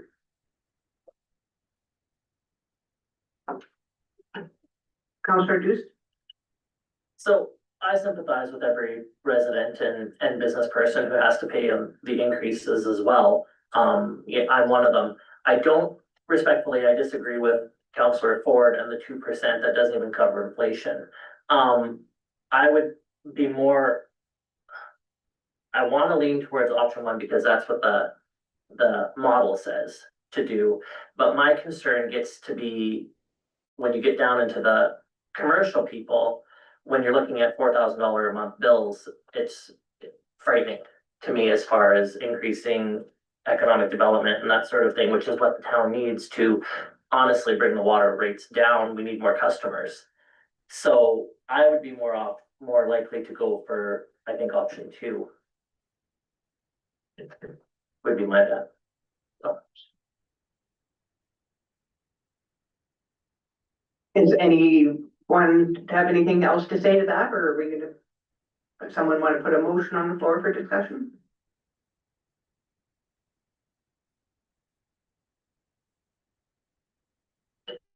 I'll put a motion on the floor. I would move that council provides second reading to bylaw number 2185, utility rates for 2026 as amended.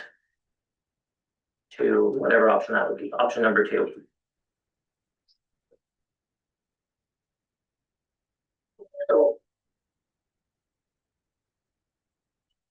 So option number 2 would be the 5% water and the 10.1% wastewater.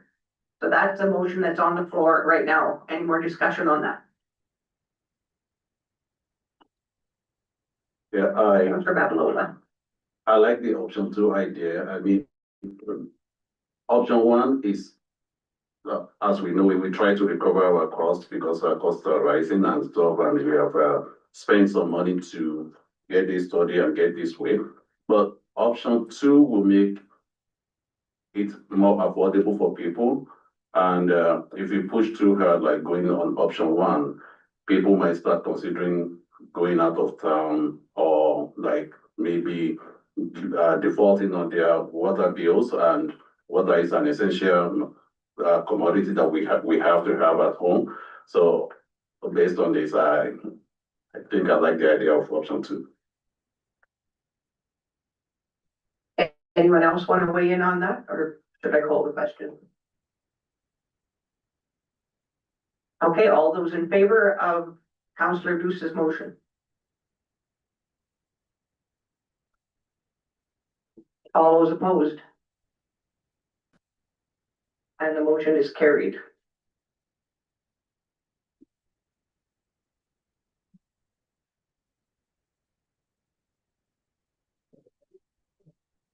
And number two, we have, bylaw number 2186, fees and charges bylaw, again with Ms. Quinton. Thank you, Madam Mayor. Before you is the draft for bylaw number 2186, the fees and charges for 2026. It is part of our annual process to review the fees and charges that the town assesses and determine if adjustments are necessary.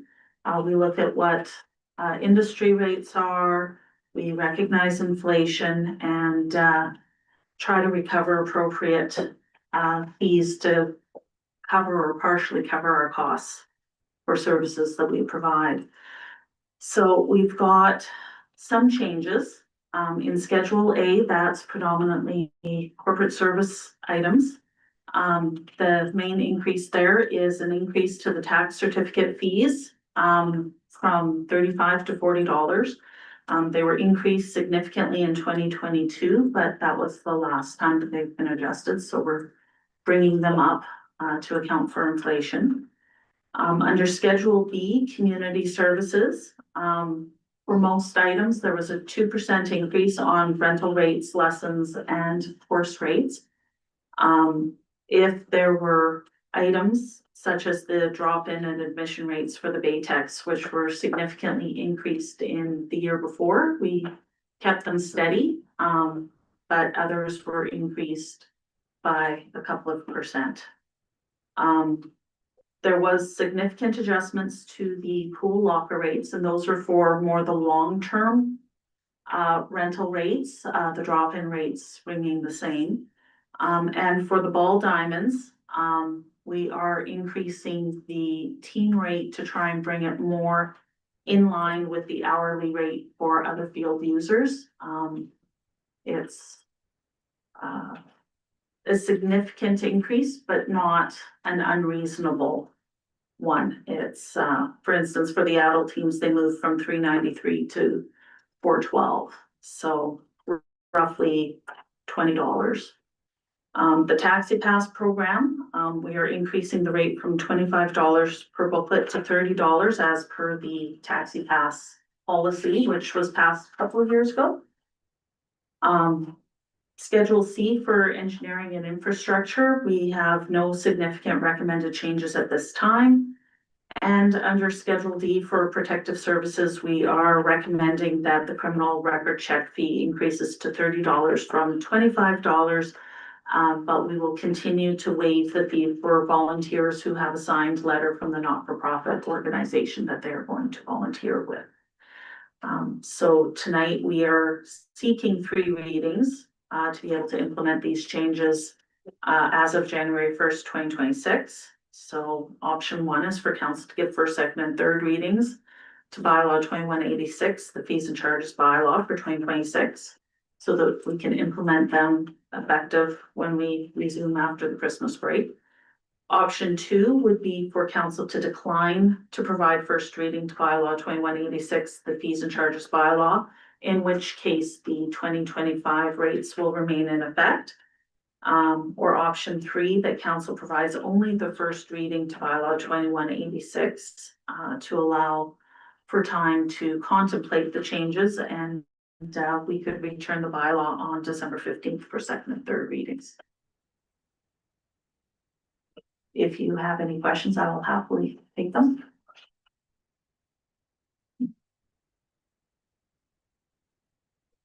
I'm just curious, when I find these numbers funny more than anything, $412.65. Why would we not just go $415 or $420 or something like that, just for ease? We used a spreadsheet, added 2%. Yeah. We can round any of them up, yeah. They just seem like funny Yeah. numbers. Councillor Deuce? So My one and only question was regarding the running track fees for and I know Director Bell and I had talked about this before through email. I did have a question from a resident asking why we gave free running track passes to, I think it was people over 75 and not 65. So I'm just wondering if there's been any consideration for that. Yeah. Oh, I can take that. Can I just add something to that? Yes, please. That was actually my next thing I was gonna bring up, because during the campaigning and that was something that came up quite a bit. This 65 plus is a senior, and then all of a sudden 75 plus is a real super senior. I would like to see everything at 65, you're a senior or you're not, like one or the other. There's no super senior. I'm super already, and no, I'm not 55. You know what I mean? There is no super, like, I just think it needs to be one way or the other, because I would rather see people still walking at 75 if they start at 65 and don't have to pay that rate. You want to get them to keep their health younger, not by the time they're 75. So I 100% agree with that. I was going to ask how much you think it would be a year. Is there a way we could find that out? Well, most recently, I took the request from the individual to the Community Services Board for this very review. And the board, unfortunately, we did not have quorum at our meeting, but we still reviewed this particular item because this and the ball diamond change, or the ball team change. We have, on the Community Services Board agendas, I do have copies here if you'd like to look at them, of the report that the board discussed and reviewed. And we had a discussion around the super senior rate, because this has come up a number of times. So just for background information, the super senior rate came out of an idea from council of the day around when the multiplex was preparing to open.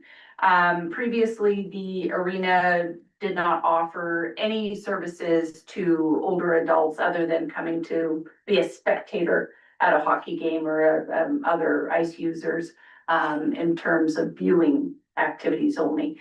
The multiplex now offers a running track and drop-in programming. So the idea at that time was to encourage a much older adult who may not have had access to or participated in any sort of recreational activities other than the pool, because that was really our only other formal option in the community, to encourage that much older adult participate.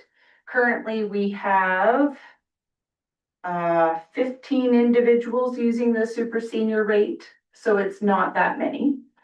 However, when we look at the pool, because anytime we put in a rate or change a rate for one facility, we also have to consider the other. And this has come up actually quite often, is how come we don't do the super senior rate at the pool? When we look at our pool numbers, our numbers are much different, much different. Sorry, I'm just flipping. And the text is very small. We have approximately 250 swimmers a month in our seniors category. So it's a much different number than at the multiplex.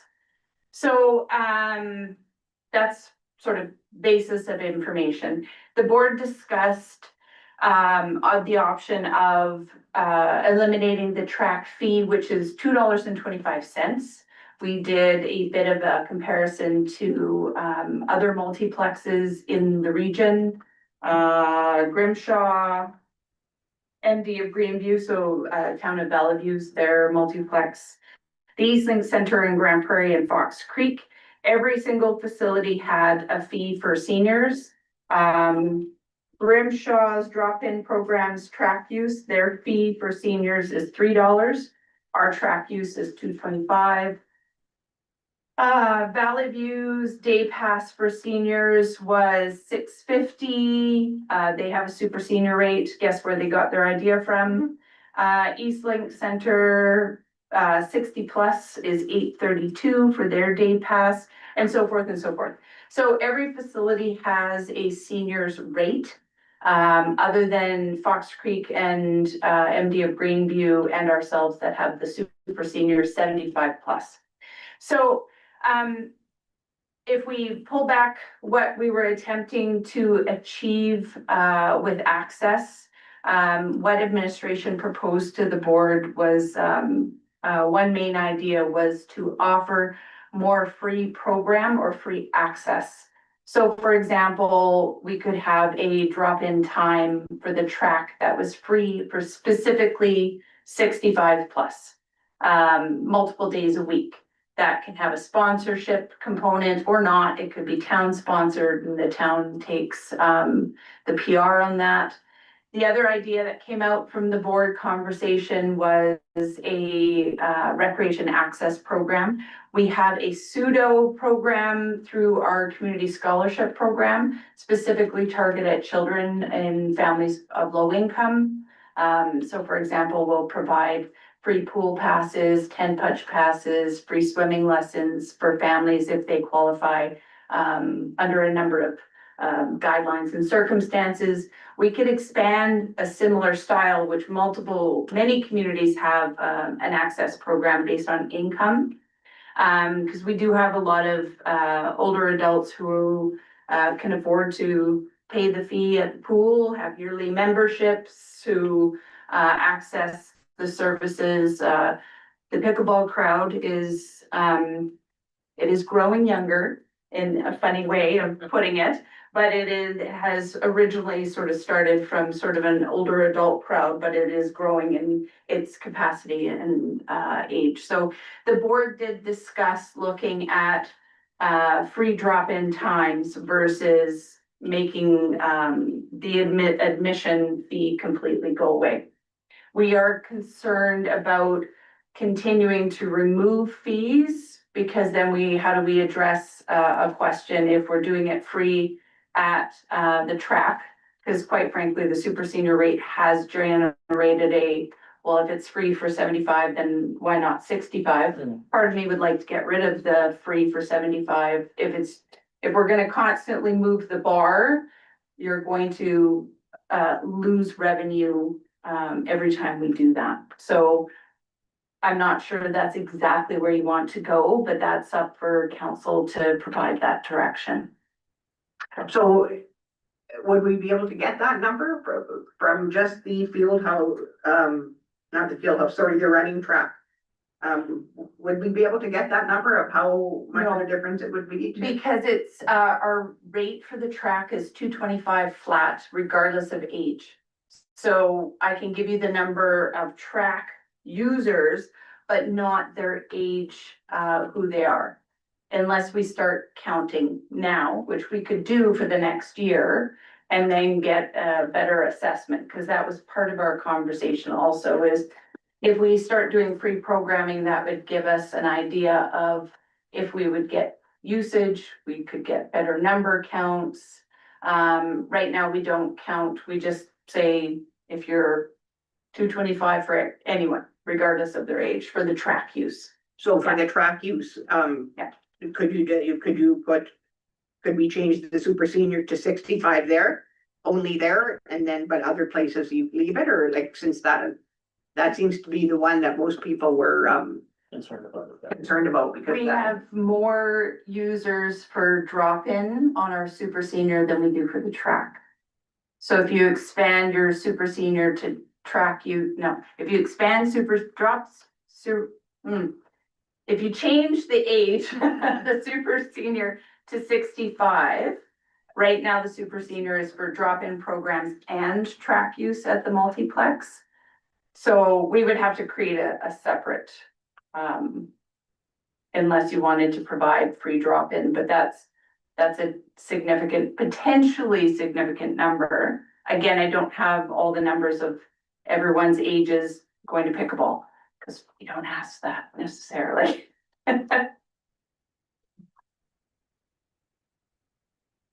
Anyone else? So if you're going with changing the age to 65, which seems to be more fair, is there a minimum charge you could do there that it's not going to be so prohibitive? you're saying that Grimshaw and Bellevue and some of the other places already have a minimum charge that doesn't matter what age there is. Versus lower. Our current rate for seniors is lower than Grimshaw's rate for track use. Does that apply for 75-year-olds? No, 65, it's lower. The 225 is lower than Grimshaw's $3 for track use. Deputy Mayor Carr?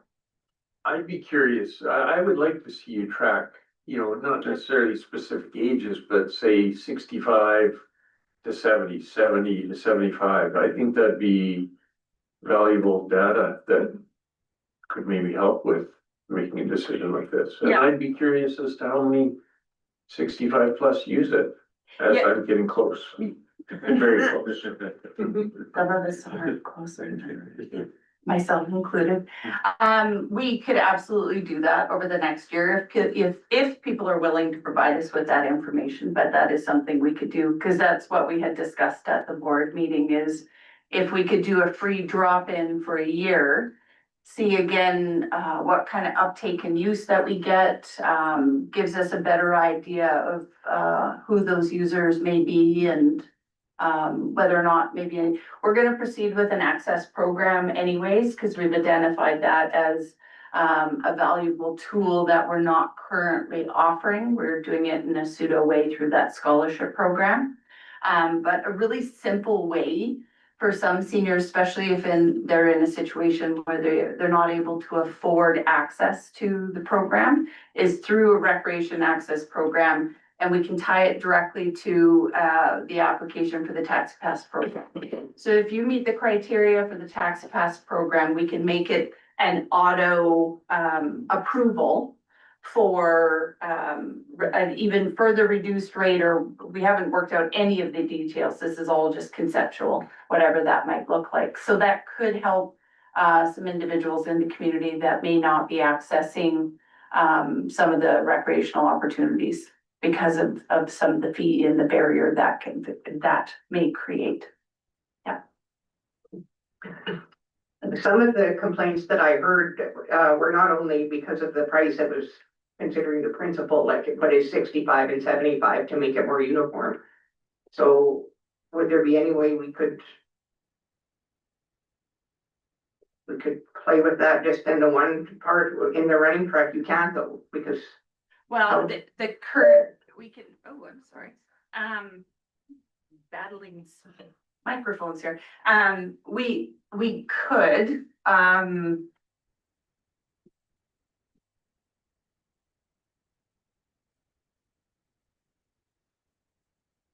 if it's super senior rate 65 just for the track, but then again, our concern lies with as soon as you start offering and the super senior rate was a really great idea in the moment. But it materializes as questions of, well, then why don't I get free swimming? Cause I'm 65. I don't use the track. I don't like the track. I've gotten that comment that I don't like walking in circles, but I like to swim in circles. So I don't know where you stop around some of those free offerings, and that's where the offer of free drop-in time may meet your outcomes of what you're looking for provide further access. And if the super senior rate continues to be a bit of a rub point, we could eliminate it altogether, but that might have an opposite impact for you too, so. Is it possible to do some amendments to the contemplated changes so that would accommodate the 65-year-old? So you could have it come back approve the first reading of it, but not the second and third, and then you could have time to refine things a little bit to bring it back to council on the 15th? We can, yeah. I think I would just need some clearer direction of what you're looking for around that and sort of a consensus on that approach. Or I can provide you some options if that's what you'd like to see, some various options. I think that'd be a good idea to come back with some options and so we can evaluate it. would you like to make a motion to that effect, Mr. Erickson? Yes, please. I would like to make a motion for council to provide only the first reading to bylaw 2186, fees and charges bylaw for 2026, and subject to the revisions and opportunity to make some changes to it, so it bring in the ages to 65 instead of 75.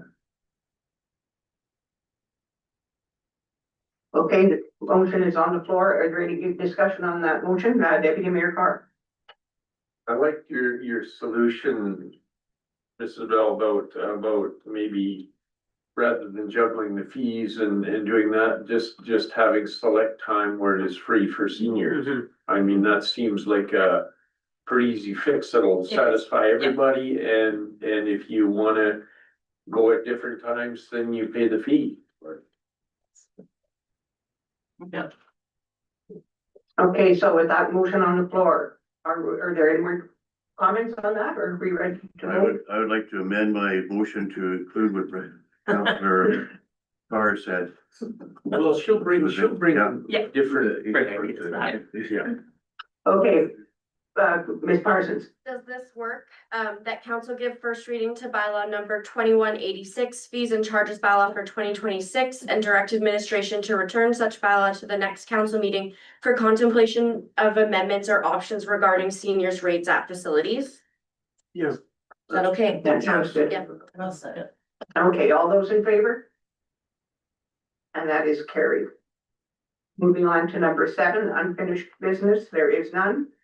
Number 8, current business, Peace River Seniors Club non-standard building lease with Director Bell.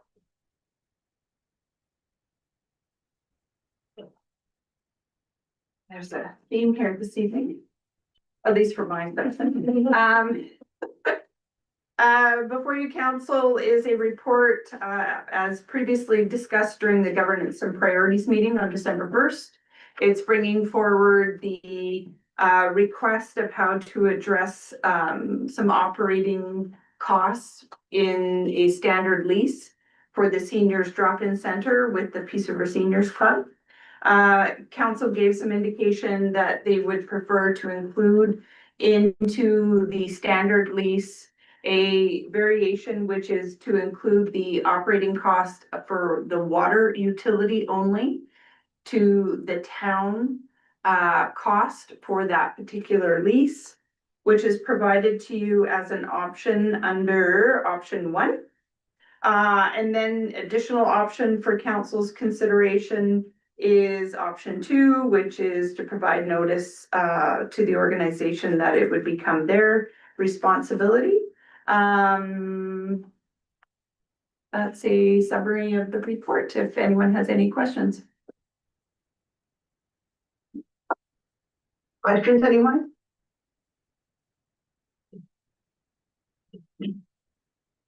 Councilor Forsyth?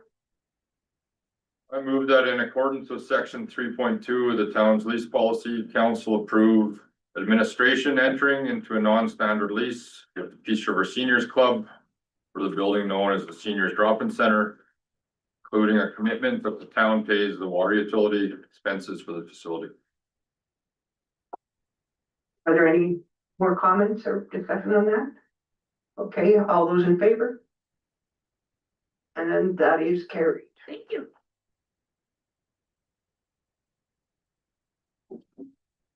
And that, Director Fisher will speak about the ice, the river ice watch.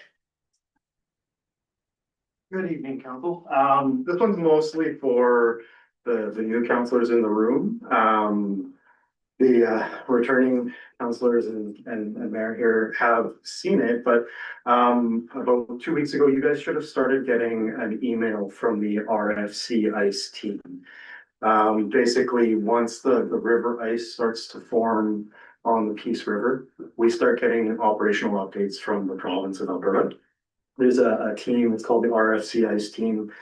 It's 4 technical members out of Edmonton that sort of look at modeling how the ice is growing on Peace River with weather data, flow from BC Hydro, and all of the tributaries in there, they throw it into a computer model and they let us know sort of what the ice is doing on a fairly regular basis.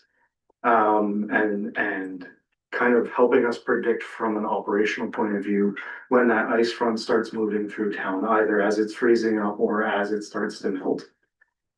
It's a pretty critical piece for a community as ours, such as ours, where we've got the river running right through our downtown core here. I guess the big thing is you will continue getting these until ice is out in the spring sometime. So they'll come at a fairly regular pace. As we get to the more exciting times, you'll start seeing more of them. As we get into breakup, you'll start seeing them like every day or a couple times a week, depending on what's going on. For members of the public who are paying attention and not in the room, you can also see what I'm talking about through, and I went to the wrong page. The Alberta Rivers app on your mobile phone from the Alberta government or online at ad.rivers.ca. Hold on, let's see if we get to the right spot now. Right here. And so they post all of the ice advisories and notices on there fairly regularly. For a member of the public, you don't have to pay attention to it unless you really, really want to. That's what we get paid for as admin and what the province does to support us. If there's anything that is really concerning, the River Ice team will reach out to myself, Director Kress, or our fire chief. They kind of have us all on a call list, and CNO Miller. If the ice front is coming through surprisingly fast, or there's an issue where they predict that there's going to be some jamming coming up, they reach out proactively to give us a heads up before any notices get released to the public. As they publish flood alerts or ice jam alerts and advisories, it all gets published here as well. And so you can zoom right in and see the latest updates. We get this with a little report on a fairly regular basis. But that's really the highlight I just wanted to go over, because we didn't touch on this in the council orientation. So it's pretty self-explanatory. But just as a heads up, like they have somebody on call, they have people, they put people on the ground, they have satellite images, they have a whole bunch of information that we don't have access to as a community. And it's a service that's kind of managed by the province. It's incredibly important to us. And if there is an issue, they'll reach out to admin here and we'll definitely do the work to get the notices out to the community. We're trying to show something, it's split, so they can't see what you're doing. Oh, I'm sorry. I'm just gonna move this over. Okay, so now you guys can see what I was showing you, because I thought it was showing up on my screen. So this is the rivers.alberta.ca webpage. So this is the Peace River. It's one of the biggest watersheds in Alberta. So we get a lot of attention. So right now I did something, there we go. So if you click on the ice front, you get the advisories, the ice observation reports. So it's got the written report that comes in your email. The public can go and access this if they want. You can set alerts on stations. As that ice gets moving closer, they reach out to admin and we start putting out notices or advisories as necessary in conjunction with them. So, yeah, that's the big stuff. I just wanted to give you guys a highlight because we didn't touch on it. So if you got any questions, ask away. What is the purple as opposed to the light blue there on the river? The purple being this area? Yeah. Okay. So this would be sort of your open water area, the darker blue. Might be purple from where you are. I'm the cone deaf version of colorblind. So And then the lighter blue here is where ice surface has been observed and is consolidated. Okay. If there are any advisories, it'll show up as yellow. If there's any red, it'll show up as red. I'm pretty sure those are the colors that they'll throw in there.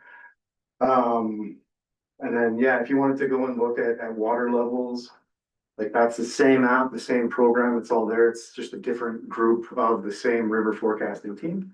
But you can go and look at sort of the water flow trends for the area. And it gives you a pretty good idea. You can go back and get like a full back to 2000, I think, through the like in a spreadsheet format if you want to do nerd stuff.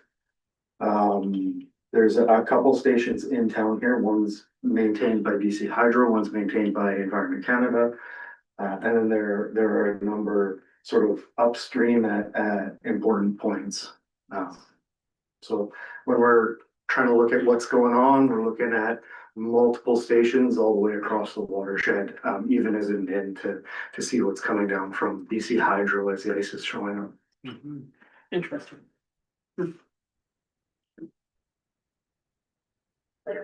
Any other questions? Does anyone want to have put a motion on the floor? Councillor Erickson? I move that the council accept the river ice watch verbal update for information. All those in favor? And that is carried. Next, item 3 is the 2026 interim operating budgets with Ms. Kim Vinden.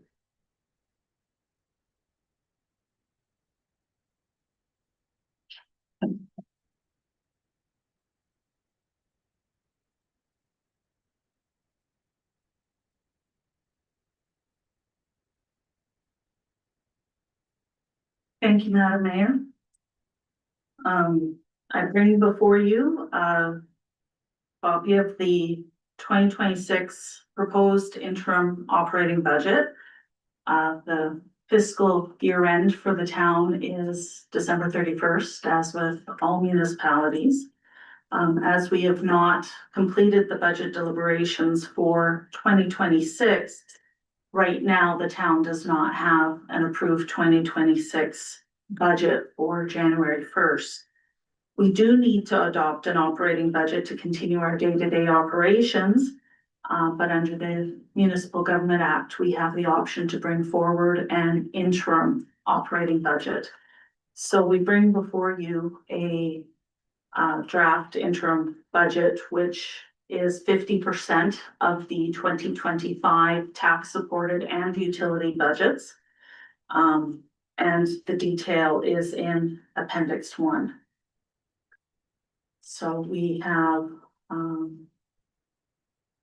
we propose or request that you adopt the 2026 interim operating budget as presented based on 50% of the 2025 approved operating budgets, or that you adopt the 2026 interim operating budget based on a different percentage as you guys see fit.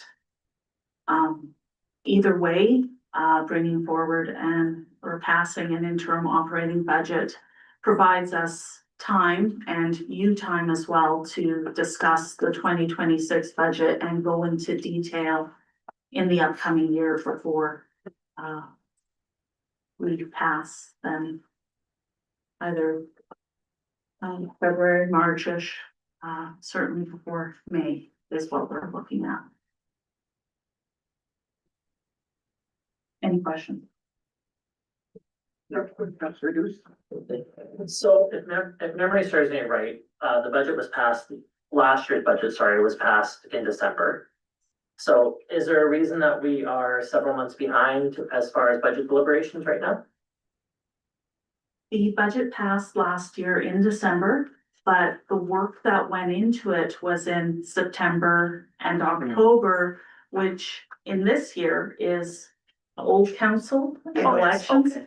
So given that you guys are new council and after the election, we put everything kind of on hold and are requesting an interim budget so that you guys have time to go through what we are proposing for the 2026 budget. Thank you. I have one question on page 112. Item 630, Economic Development Administration, is that strictly wages in there?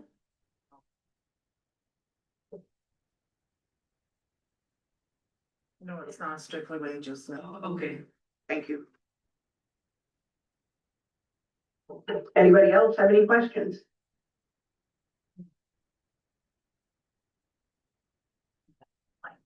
Would anyone be interested in doing Deputy Mayor Carr as question? I see the log cabin is on here, that'll be removed obviously when. It's Yeah, empty. There's $0 in it. Yeah. okay. I think we're still getting a utility. Because it should. It's winding down. Yeah. Power lines. Okay, no more questions. Would someone like to put a motion on the floor? Councillor Douce. I would move that council adopts the 2026 interim operating budget as presented based on 50% of the approved 2025 operating tax and utility supported budgets as detailed in appendix 1 attached here to and forming part of these minutes. So if everyone's clear on the motion, is there any more discussion? If not, all those in favor? And it is carried.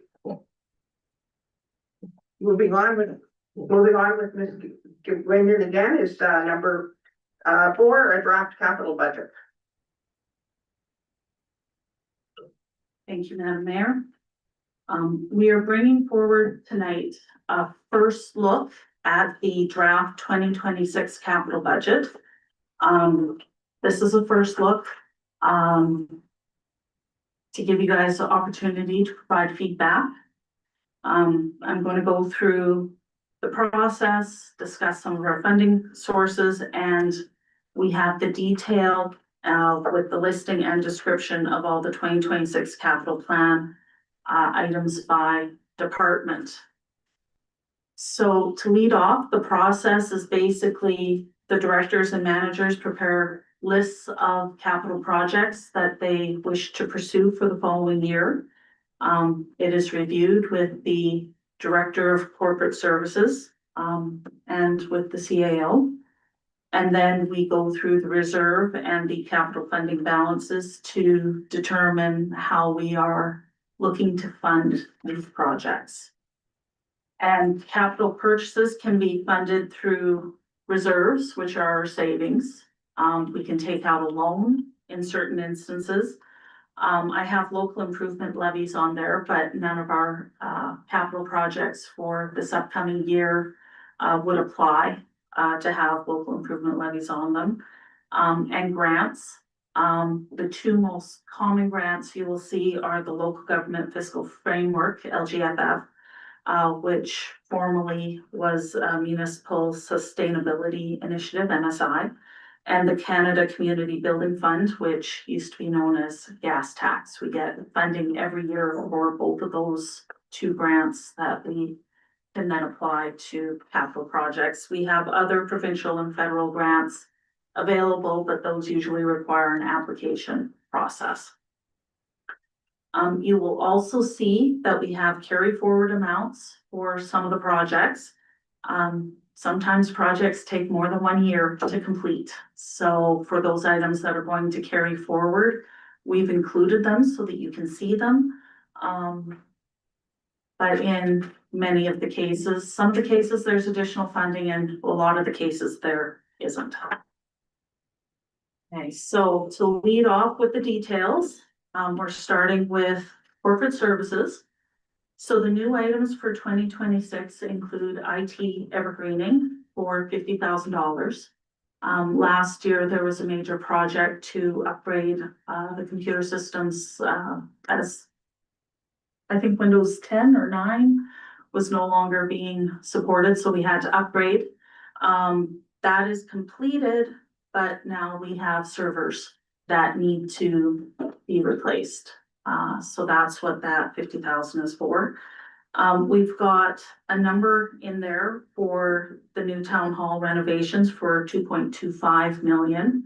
I do not believe that number is set in stone, that there might be a little bit of a range there depending on options which are chosen.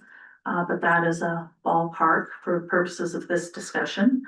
Corporate Services is also requesting a folding machine to help us when we are dealing with large volumes of mail, trying to get tax notices out the door and not have them all crumpled as they go into the envelopes. And the Enterprise Resource Planning Project, that is one that started this year, but will carry forward into the next year.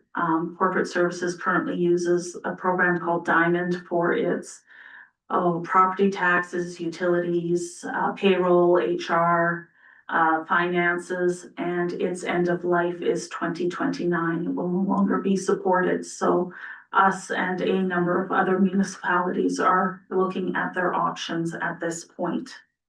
And there again, 500,000 is an estimate. We have not gone out for proposals at this point yet, so. What is that for? Yes, what is that for again? Enterprise Resource Planning Software. It does our payroll, it does our finances, it's all of our accounts payable go through it, our utilities, our taxes. It's the main software that our department uses. Okay, thank you. So, any questions, any other questions on corporate services? Right. Further expanding on the enterprise one, Deputy Mayor Carr, we've received notice that the program and platform that we're currently using is going to be out of date and no longer supported, so. Yeah. We're kind of along for the ride on that. Is 500,000 a reasonable number to expect for that? I don't know anything about this kind of thing, so. By the time we Wow. convert everything, It'd be more than that. because we've got to transfer data, we've got to configure everything, it's probably Be more than that. might even be more, yes. So until we get proposals, we don't know. Yeah. But we've had Diamond for probably 15 years, so longer. And it's kind of important. It is. Yeah. It really is. If we want to collect property taxes and pay our bills to do all the other things that we want to do, we kind of need it. Yeah. Yeah. Yeah. Expense claims. Protective services is the next category. So. I have- Metro Erickson has Oh, questions. sorry. I have a question before we get into the next set. And you've got on here new hall renovations for $303.5 million. That seems excessive to me, and when you're putting it into the one-year program on there, it seems to me that we need time to reevaluate that. I haven't even seen the blueprints, and I don't think anybody else has. I don't see why we would have a $3.5 million budget for it when we haven't even seen the blueprints.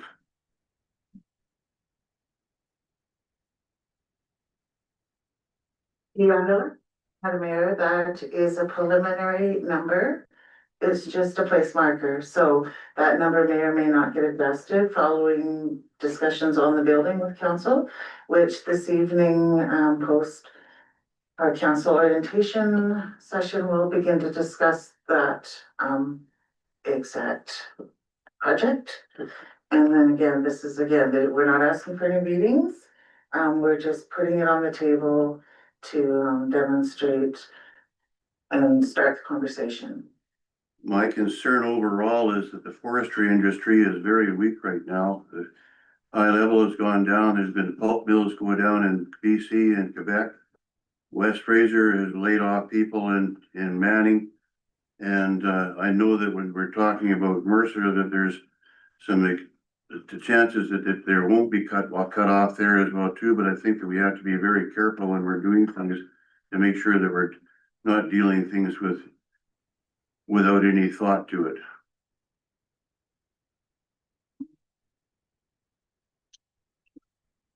Any other comments or questions before we move on to the next? Okay, go ahead. Okay, so the next category is protective services. The first item is small capital, so those are smaller tools, equipment, that the fire department needs. Things like radios and, various pieces of equipment, that we haven't itemized. We are requesting a UTV side by side for 40,000. Paving for the fire training yard. This won't pave the entire yard, but a portion of it so that when they're doing their work and practice, things don't turn into a bog, muddy and sticky and all of that. I was gonna ask, are we just paving it and then lighting it on fire or? What are we doing? Absolutely. Yeah. Just on the paving for the fire yard, it's specifically so that we've got a space that's actually appropriate to set up the aerial, like the ladder truck. Because right now it's not an engineered surface, the team's not really comfortable setting it up in the air.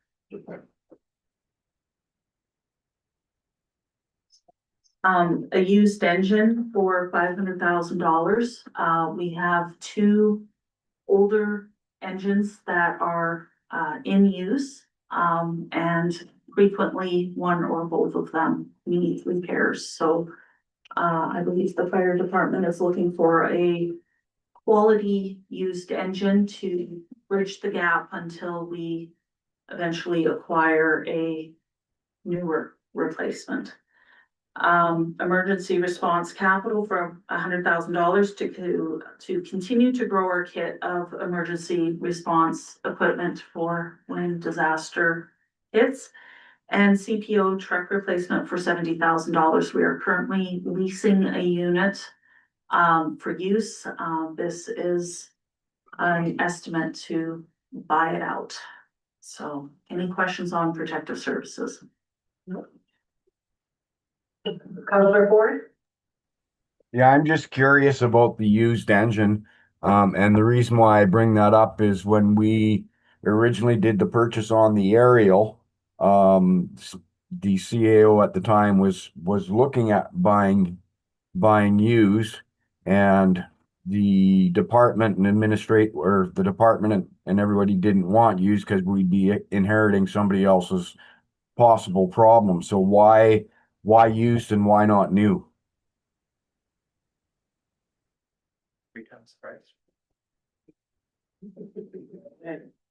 So was talked about using a used engine, but with CAO Miller, myself and the chief, we are looking at a new one. Cause a used one, you're gonna pay 600,000, new one, you're gonna pay $1 million. But these trucks are expiring. This one is 21 years old. It's expired. The motor's going, starting to run down. The pump's starting to be non-replaceable, can't get parts for them. So we either buy a new one and then a couple years down the road, buy another new one to replace the other engine that's failing all the time. Cause in the point of time, if we're gonna go to a fire, we could lose both engines. So that is the issue. So it could be, if we allow council to permit us, we would look at getting a quote for a brand new engine to replace immediately instead of the 600 or the 500,000 on the used. Yeah, because the price difference on just a pumper compared to a used engine is not a whole bunch of money. CAO Miller? I would just like to add to that and say, I agree. I would like to have a bit more discussion internally with that. When I seen a used one, I posed similar questions. Why would we be investing X? Maybe we're better off to put on order the new one. So we internally will have a little bit more of a conversation before we bring this back next week for further discussion and adoption to ensure we administratively, we are on the same page and wanting to make the right decision.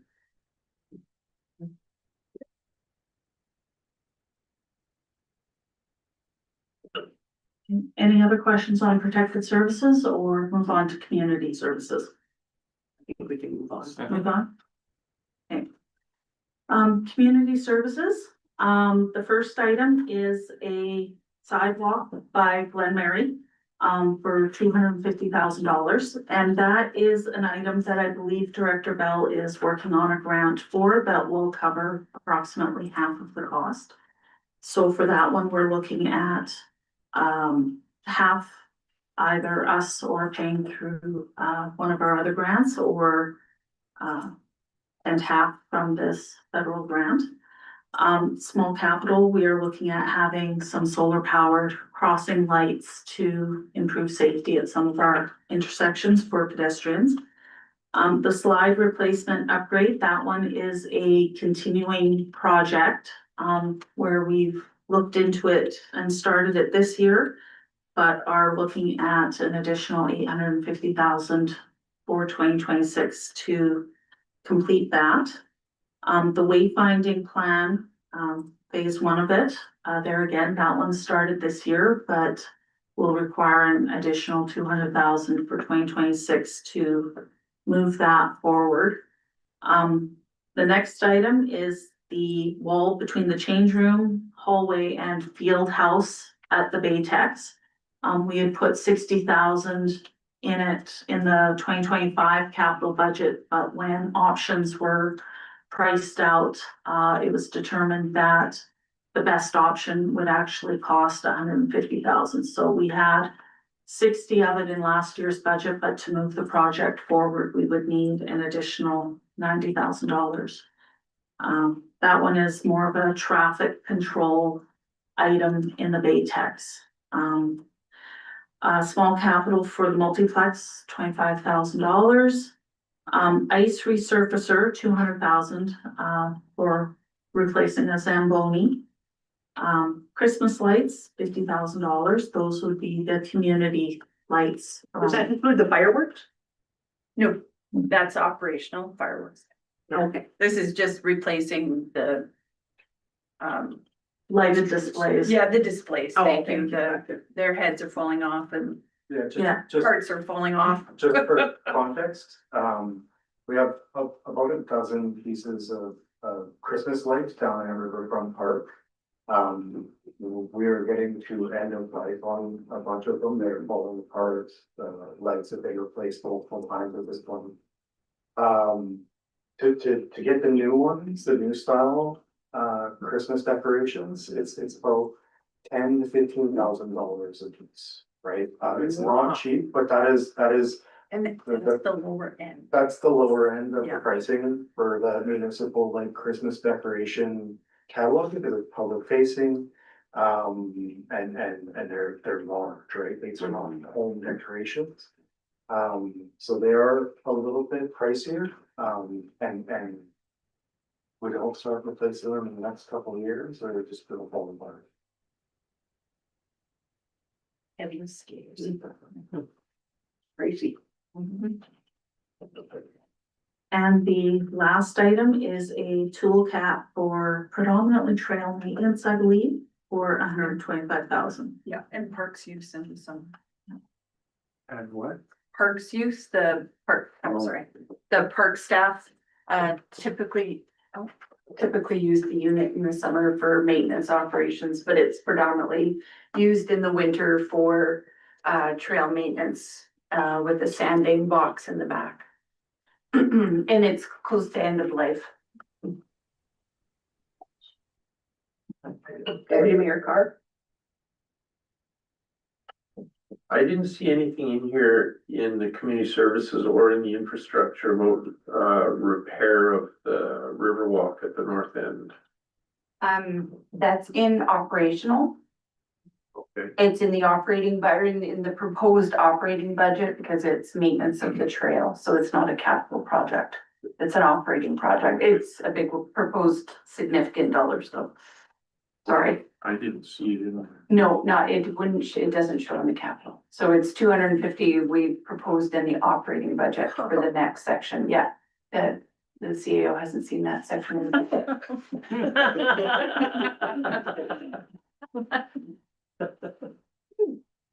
Sorry. Councillor Deuce? Can you speak a little bit more to what kind of wall is being built in the field house for $150,000. Yes, we're looking at a prefabricated, there's sport wall, so, I literally lost all my words, aluminum framing with a plexiglass inset. So they're quick to install. You might see them at other, sport facilities where I've seen them quite often around a, soccer pitch, indoor soccer pitch to break up a field. Not at the end where the goal sets are, but along the sides. That's what we're looking at. Otherwise, we did explore cinder block building wall and then netting, but we'd still have to build framing for all the doors, access points and add doors. It became we did get a quote on actually construction, but that was closer to 200,000. So this is fairly quick and easily installed. Councillor Forsyth? That just to replace where the railing currently is? Correct. So we have one or two options. We can leave the railing in and just add this glass wall on one or the two sides, or we can take the railing out and then install the wall. And has there been like incidents where this has been a big issue? Constantly. I can't tell you the frustration of our field users. Unfortunately, there's lots of negative interactions between users of the ice side and the change rooms, trying to use the track as their personal playground in between games. It's become a significant rub point for users in the facilities. Yeah. Unfortunately, we're hoping everyone would get along, but now we have to build a wall. Just had to throw that out there. Okay, so moving on to infrastructure and development. The first item for 2026 is highway improvements due to municipal developments. We've got 35,000 in there. That is our portion. This is for the West Hill development. And I believe the developer will also be picking up their half of it. There is 400,000 for the Shaftesbury Trail and the old Highway 2 intersection upgrade. And I believe that's also for development. No, Well- sort of, it's related to a commitment from a previous council. The cost share upgrades on Shaftesbury Trail that were being considered in relation to development, but the province has actually done some of the design work, so. I think that they'll be coming to us for formalizing what that agreement and amount is, but I wanted to make sure that there was some money put aside for it and earmarked for it before it showed up as a surprise. The next item is 150,000 for continuing to maintain our sidewalks. Paving and overlay, we've got $1.3 million in there. Back in, I want to say November, Director Fisher brought forward that we have a opportunity to collaborate with the province for paving upgrades. So normally most years it's around 750,000, but he brought forward the opportunity and asked for an additional 450,000. So that's why that number is higher than what it has been the last couple of years. The next three items pertain to buildings that basically have been orphaned, for lack of a better word. We've got the old forestry building, which has not been maintained and kept up, and basically abandoned. The cost to demolish it, we estimate at $450,000. The downtown old Juliet's Place, site cleanup estimated at $120,000. And the Bell Center, being a larger building, has a larger estimated cost for demolition. So we are bringing those forward as, we need to do something with those properties to encourage somebody else to redevelop and do something with them. I have questions. Counselor Duce? Just some questions about that. I believe there was supposed to be an RFP going out or a request for proposal for the old Juliet's Place location where we were maybe gonna give it to a developer or have a developer come up with a plan and sell it for $1. Has that went out yet? No, and, oh, sorry, your worship.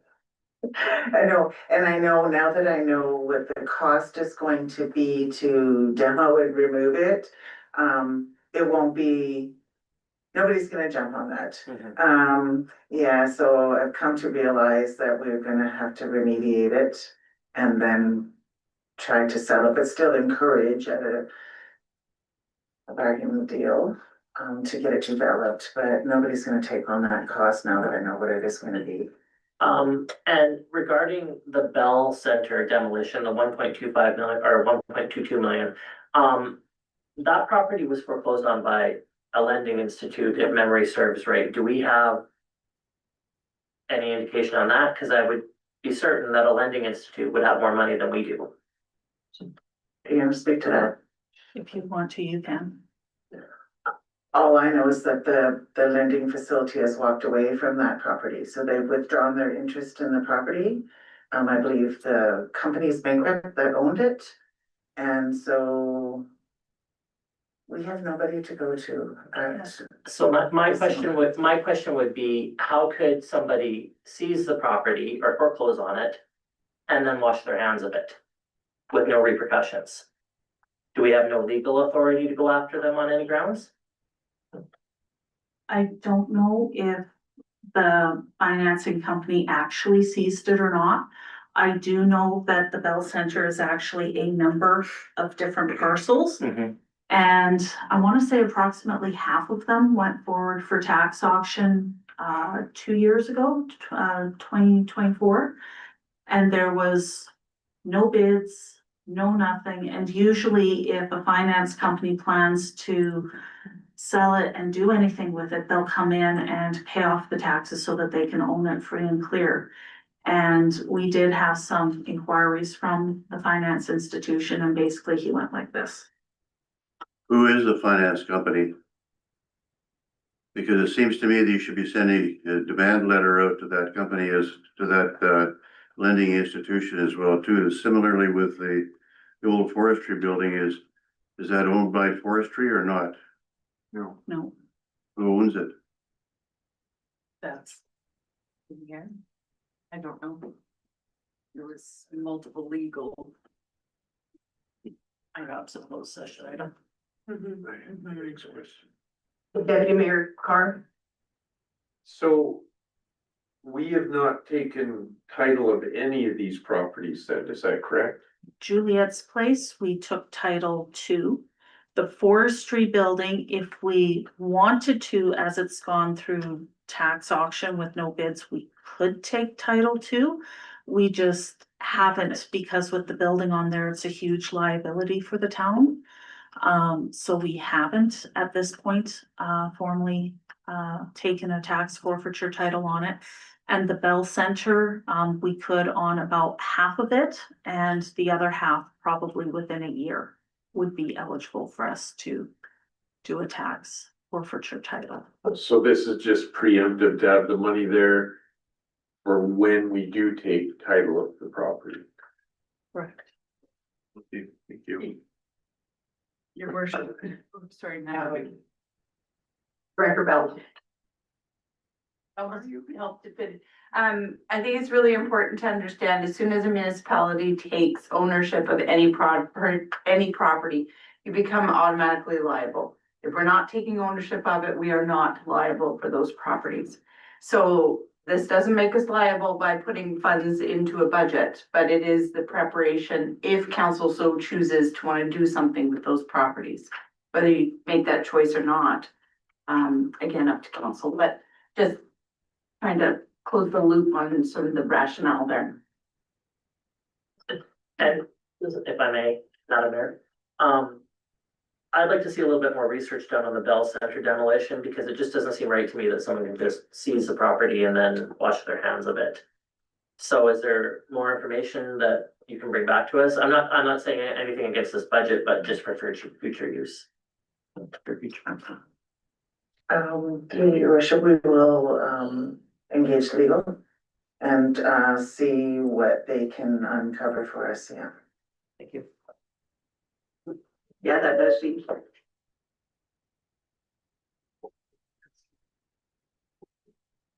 Are there any more questions on that, on the infrastructure and development? Okay, we can proceed with what's the next, Okay, so the next page is basically a summary of the combined capital budgets. With a total 2026 budget ask of 9.3 million. The town hall items of 4.6 million includes the approximately 1.8 for those 3 buildings that we were just discussing. So this is the total of everything that was shown on the previous pages. So the town hall, that 4.6 is just the town hall, but did you say that's the 1.8 from? It includes 1.8 for the demolitions plus the 2.25 for town hall. Okay, thank you. Yeah. It's not all town hall, new renovation is kind of what I was trying to convey. The next page shows some stuff.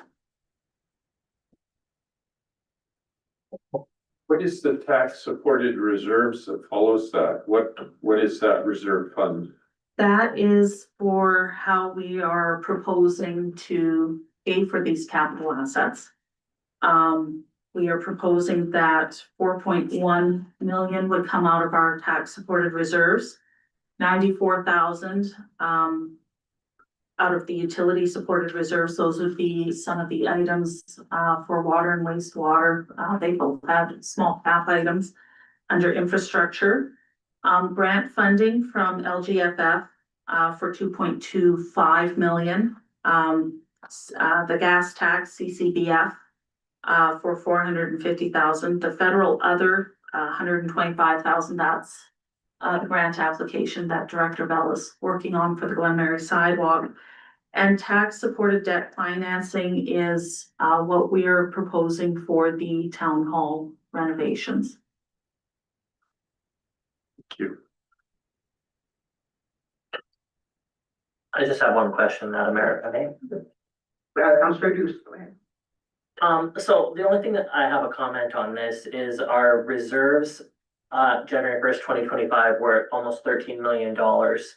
And at the end of the proposed period, we're at 7.5 million, so we're overspending by 4.2 million. It's just a little concerning to me for a administration that seems very concerned about building reserves that we would be spending $4 million over and out of our savings. That's my only comment too. I understand your concerns. These are preliminary numbers. At this point, we do not have a hard number on what our 2025 surplus will be. We can certainly, as we bring this forward for discussion, as items change on this, it will change the picture. And 1.8 of that are those building demolitions, which may happen this year, they might happen down the road as well. So earmarking the funds may or may not actually happen this year. Sorry, I was just gonna say, I don't think we recognize too what we will be putting into reserves next year. So at minimum, our amortization rate, and if we amortize about 6.5 million, that should go back into reserves at the end of the year. And that's a piece that is not recognizing At this point. on this. So it's starting balance, what will come into this year minus what we're gonna take away, plus what we're gonna put back in next year. We'll try to bring a more Clear, complete yes. picture. That makes more sense, thank you. Councilor Ford, do you have any questions?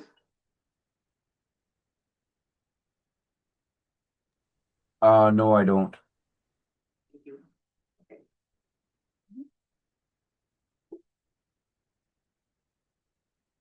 So my question to you, as mayor and council is, are there any additional items that you guys would like to put forward for consideration in the capital budget? Deputy Mayor Carr? There's something I brought up last term and I'd like to see it revisited again. It's supported by every RCMP member that I spoke to, is I'd like to see some cameras downtown. I'd like to see that. It goes to the safety, it helps the RCMP do their job. I'd like to see that put in there somehow. I don't even remember what the number was, but. I got some really cool information on that. Yes, and because we talked about under the walking bridge as well. Yeah. So yeah, I got some really cool information on that, and we will put that, it'd be mostly, I think, operational costs though. Because it was just so much per camera head and then so much software cost. So we'll figure all that out. But I saw what you're talking about. It was really seemed quite simple to implement too. And I think it'd be a great tool. Yeah, and along some spots on the trail, yeah. We'll bring that back for sure, Deputy Mayor. Thank you. Madam Mayor, I just have one question. Go ahead. So I noticed in the infrastructure and development budget, sidewalk maintenance, is there anything in particular that is being maintained, or is that just general budget? Yeah, so, I think it was last year, it's all kind of blurring together. We had Safe Sidewalks come in and do like a comprehensive assessment throughout town. Just kind of looking at, they basically walked every section of trail and indexed every single defect.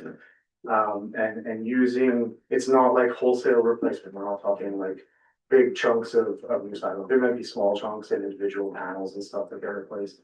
But based on the information that they collected to kind of get through all of the big defects in a reasonable time frame, I think it was about 600 grand over a given number of years of what they recommended sort of for funding. And so we kind of took that and split it up to about 150 grand a year, right? Like, and just to be clear, like this year, we spent almost $1 million on these streets, right? It's a moving target, but certainly I think that there's it's basically take the high priority stuff and do it through, but I'm not really planning to do big sections of replacements necessarily with that money. Thank you. Any other questions before she proceeds? So that is the draft 2026 capital budget for your review and consideration. And the intention is to bring it back next week for readings or for approval, I guess. Okay, if no one has any other questions, does someone want to put a motion on the floor? Councillor Forsyth? I move that council direct administration to return the draft 2026 capital budget to the next council meeting for formal consideration. You could leave it there. Any more discussion on that? If not, all those in favor? And that is carried. We will now pause for a 5-minute health break, and we will be back in 5 minutes. Yeah.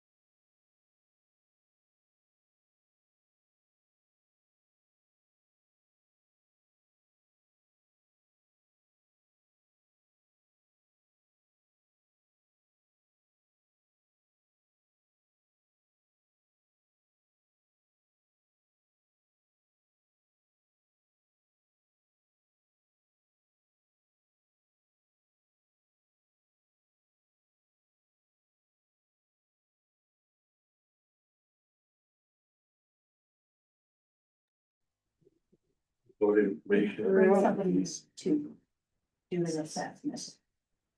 I'll be spent.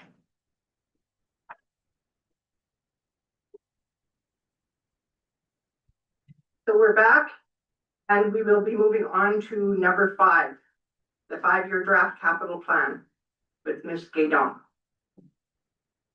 Thank you, Madam Mayor. I bring before you the draft 2026 to 2030 capital plan. The purpose of this document is to give you an idea as to items that are coming up. It's more of a long-range planning document. Approval of the 5-year plan will not commit council. As new information is received over the next few years, priorities, estimates will change regarding capital projects. So as with the 2026 draft capital plan, this is a preliminary look, and we look to bring a final version forward at the December 8th meeting. So heading into this one, we're starting with community services. For 2027, 28 and 29, we're looking at $150,000 each year for trail maintenance. $500,000 each year for trail system additions. Energy upgrades at the pool for $150,000. I believe those are items that we would see energy savings over time with once we implement those. Electrical panel upgrades at the pool, beginning in 2028 and then finishing off in 2029 for $300,000. Filter tank replacement also at the pool for $350,000 in 2029. Skimmers and drains upgrades in 2028 for $330,000. And 2027 would be the final year of the wayfinding plan for an additional $200,000 to finish that project off. For 2028, looking at an electric vehicle charging station for $75,000. I don't know if there's even one in town that's available to the public. And then for 2030 and beyond, a portable washroom trailer for Parks Department. Do you have any questions? Oh, sorry, there's a second page. Yes. I even left myself a note and I missed it. West Side Dog Park, in 2027, $100,000. For 2030 and beyond, an addition to the Saddleback gazebo. Basketball court in 2027 for parks. 2028 and 2029, both those years, a replacement for outdoor rinks. A general playground for 2030 and beyond, so that one's quite a ways out. Some upgrades to the Hornland Ball Diamonds fencing for 2027 and a washroom building for 2030. A parks building in 2028 for $225,000. And then Christmas lights, as discussed with the 2026 capital budget. Those beautiful decorations that they'll light up in the park, some of them are being held together and repaired, so continuing to replace them so that over time. Water park upgrades, the back section needs some work, so we're looking at 2027 for that at $450,000. Developing a replacement plan for Athabasca Hall for $100,000, that's in 2030. And parking lot upgrades for the NAR station for $60,000 in 2027. Any questions on any of those? Deputy Mayor Carr? $175,000 for an outdoor rink replacement. What is that cost? That's formal rink boards, so outdoor system, yes, the actual entire board netting, the entire system, yeah. Just to be clear, I think Director Bell has priced those on, that's just like the flooring system and planning around like a grass. For the Yeah. outdoor rinks, that's not a hard surface under the rink, that is a grass surface. Yeah. One other question. What is the Parks building? What exactly is that? We are running into, efficiency and storage issues. The Baytex is full. And I went and toured the entire building with my own eyes to make sure I wasn't just getting we don't have any more space. We do not have any more space. So we're running into a real space issue with equipment. We have a small garage shed out back right now. And we'd like to remove that and upgrade it into something a little more substantive so that we can store equipment there, like the tool cat, and have one on this side of the river. So we're not traveling from Public Works and back, and Public Works is getting to a point where they don't have additional space for our equipment either. So it's a bit of a longer term plan to be more efficient with staff based out of that building. So, Councillor Deuce? sorry, just my apologies. We're not talking grandiose building, it's a garage, a single, yeah. My question is just regarding the last item on the list, the NER parking lot upgrades. What kind of upgrades are you doing for 60,000? So we had a site plan done there a number of years ago, and it keeps moving down the year list. I think this has been on since about 2019, so it just keeps traveling. We were doing curbing. We are not paving the site because we don't own it. It's a CN property, but curbing, sort of parallel to the train tracks, defining parking areas a little bit more, and where the power poles are sort of in the middle of just at the edge of the road, and it's not very nice there. So again, curbing around that, doing some planting, some trees, that kind of thing. Just generally beautification of that site, because it is our visitor information center and it's sort of the gravel parking spot. Thank you.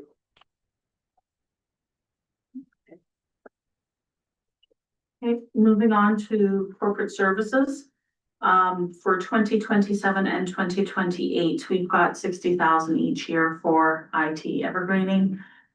Most computers, you're looking at 3 years, 4 years, maybe 5 years if you're lucky. So we're looking at continuing to have funds in the capital budget to make sure that we maintain our systems.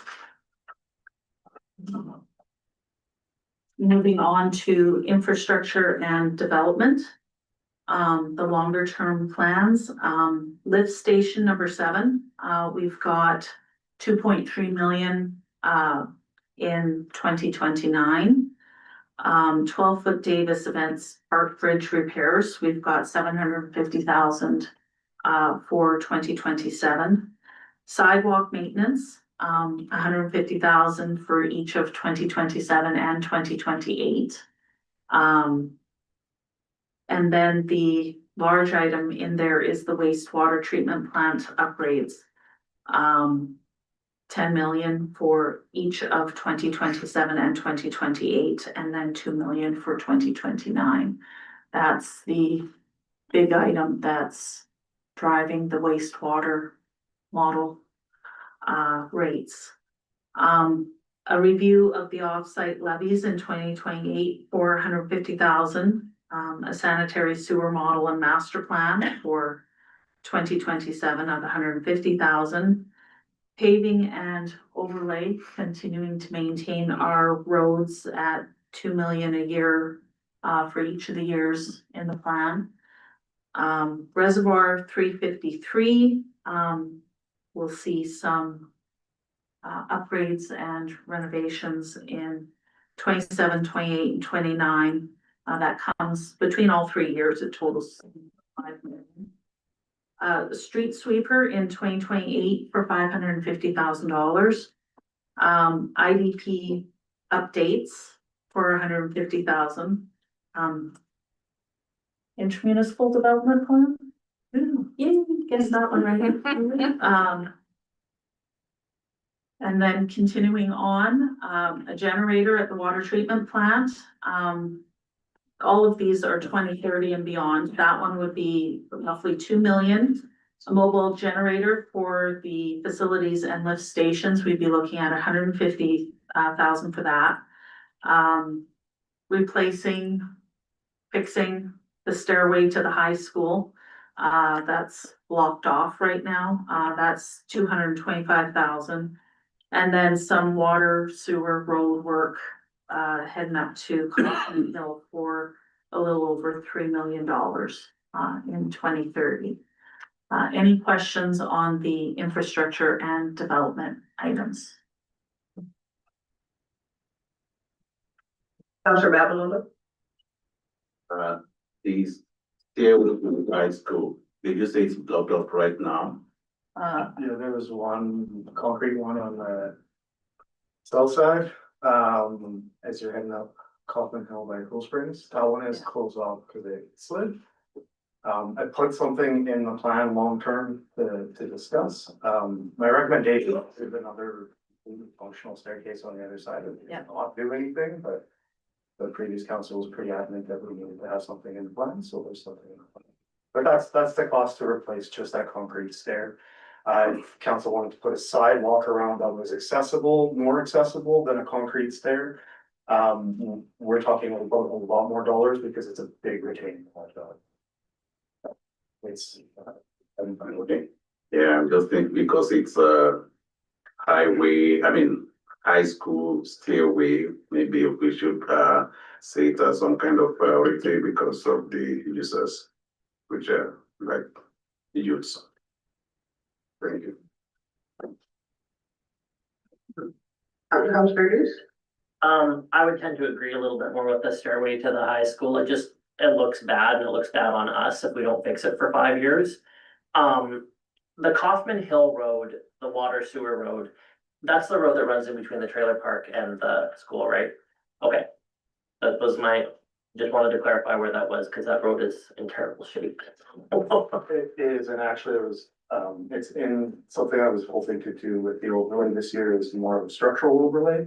So smooth it out and like put in a leveling course and put a little structural overlay. Apply quite a bit of time on that road because it is fairly well used in the community and it is in bad shape. But I think looking at the bigger picture longer term, there's probably a little bit more than just doing that needed. So, yeah. That's all I have. Thank you. Okay, so moving on. Protective services. Fire services, small capital, with a request for 50,000 in 2027 and 25,000 for 2028. That's to continue to keep their equipment updated. A fire engine, this would be the new one that was under discussion, with $1 million spread over 2 years. 400 for 2027 and 600,000 for 2028. And RAV for the fire services, $250,000. And then emergency response capital, adding $100,000 each year for 2027 and 2028 for both of those years. Any questions regarding? Councillor Deuce? Just one question regarding the engine. We've got $1 million in there, and I think that the newest engine that we have costs 1.1 or something like that. And any reports that I've talked to with councillors at the Alberta Municipality Conference that we were just at says that new fire engines are running around 1.7 million. So do we feel that $1 million is an adequate amount? It depends on what you put on a truck. If you just get a standard engine that comes in already pre-done without any accessories, you just put your own accessories back on, then it stays down to the 1 million mark. Okay. But what we'll do is we'll get a quote within the next little bit here to see what a new engine would be. Okay, thank you. Just to add to that, that was the ladder truck. the last one, and we wouldn't be purchasing another laboratory. Thank you. How many CPO trucks do we currently have? We have, one Tahoe, the one I drive, the one we lease from Fox Creek. And then we have, a Charger that we purchased off of Bonneville quite cheap. So we have two Tahoes and a Charger. And you're proposing another one for 2026? No, that is to purchase. Right now, we're leasing the one from Fox Creek. Mhm. And we wanna purchase it outright. Okay. So the next page shows a summary for each of the departments, for the 2027, 2028, 2029, and 2030 and beyond. This summarizes the requests that, you saw in detail on the preceding pages. And then, are there any other items that you would like to put forward for consideration?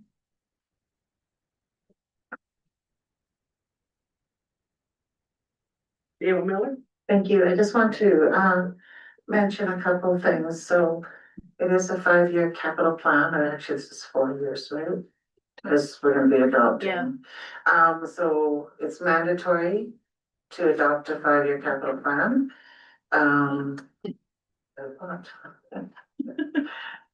Sorry, I'll have to come back to it because I lost my train of thought. I don't know if I'm picking up Counselor Miller's train of thought, but adopting the plan is adopting the principle of it. You are not committing to actually spending this amount of funds in each of these years. As information comes forward and as priorities change, things can move around. I remembered what I was gonna say is, if you know it's something that we are gonna likely need to purchase or build or adopt in the future, it's important to get in our future plans, because often grants, when a program all of a sudden comes up to support a rec facility, for example, part of the grant application often wants to see the capital plan. And if it's not on the capital plan, it's kind of, oh, you suddenly decided you needed this because this money was available. So the funders down the road truly do like to see that it is part of the vision or the need of the community. And then we just keep bumping it, right? We know we want to have we need to get an event center or a performing arts center on here. We'll just keep pushing it, but sometimes those pennies from heaven drop and you just want to be prepared. So don't be fearful.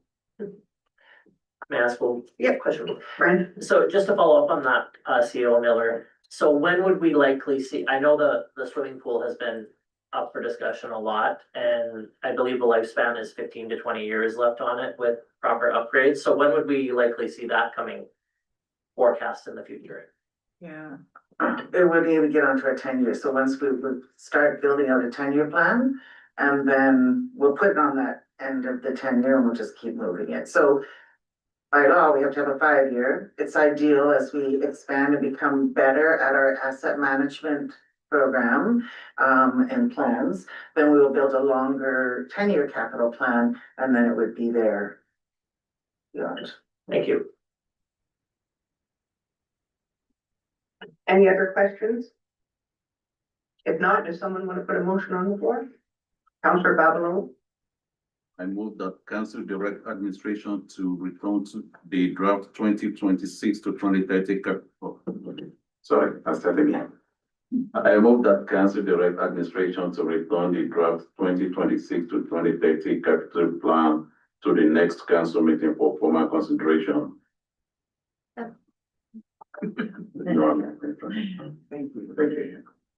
All those in favor of the motion? And that is carried. We'll move on to number 9, reports. For the sake of time, does anyone have anything they'd like to address in any of the reports, questions, or comments? It was nice to see that monthly development report getting a little longer each month. Makes me very happy. So if nobody has any questions, if someone can accept, move the reports 1, 2, 3 for information, so. Okay, Deputy Mayor Carr will make that motion. And, all those in favor of, move, do you want to read that motion or? First, I propose I propose the council accept reports 1 to 3 for information. All those in favor? And that is carried. We need to do something about these. On order. There's replacements on order, temporary replacements on order. Okay, so, number 10, information. Anybody have the communications packages there as well as the meeting draft minutes from the governance and priorities meeting?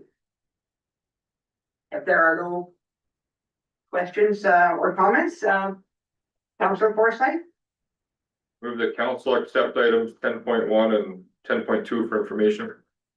all those in favor? And that is carried. There are no notices of motion. And number 12, comments from the public. We do not have anyone in our gallery at the moment.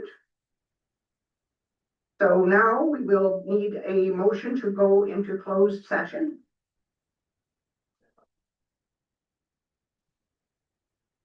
I have a motion to go into closed session. All those in favor? Carried. Now ending the live stream for this meeting.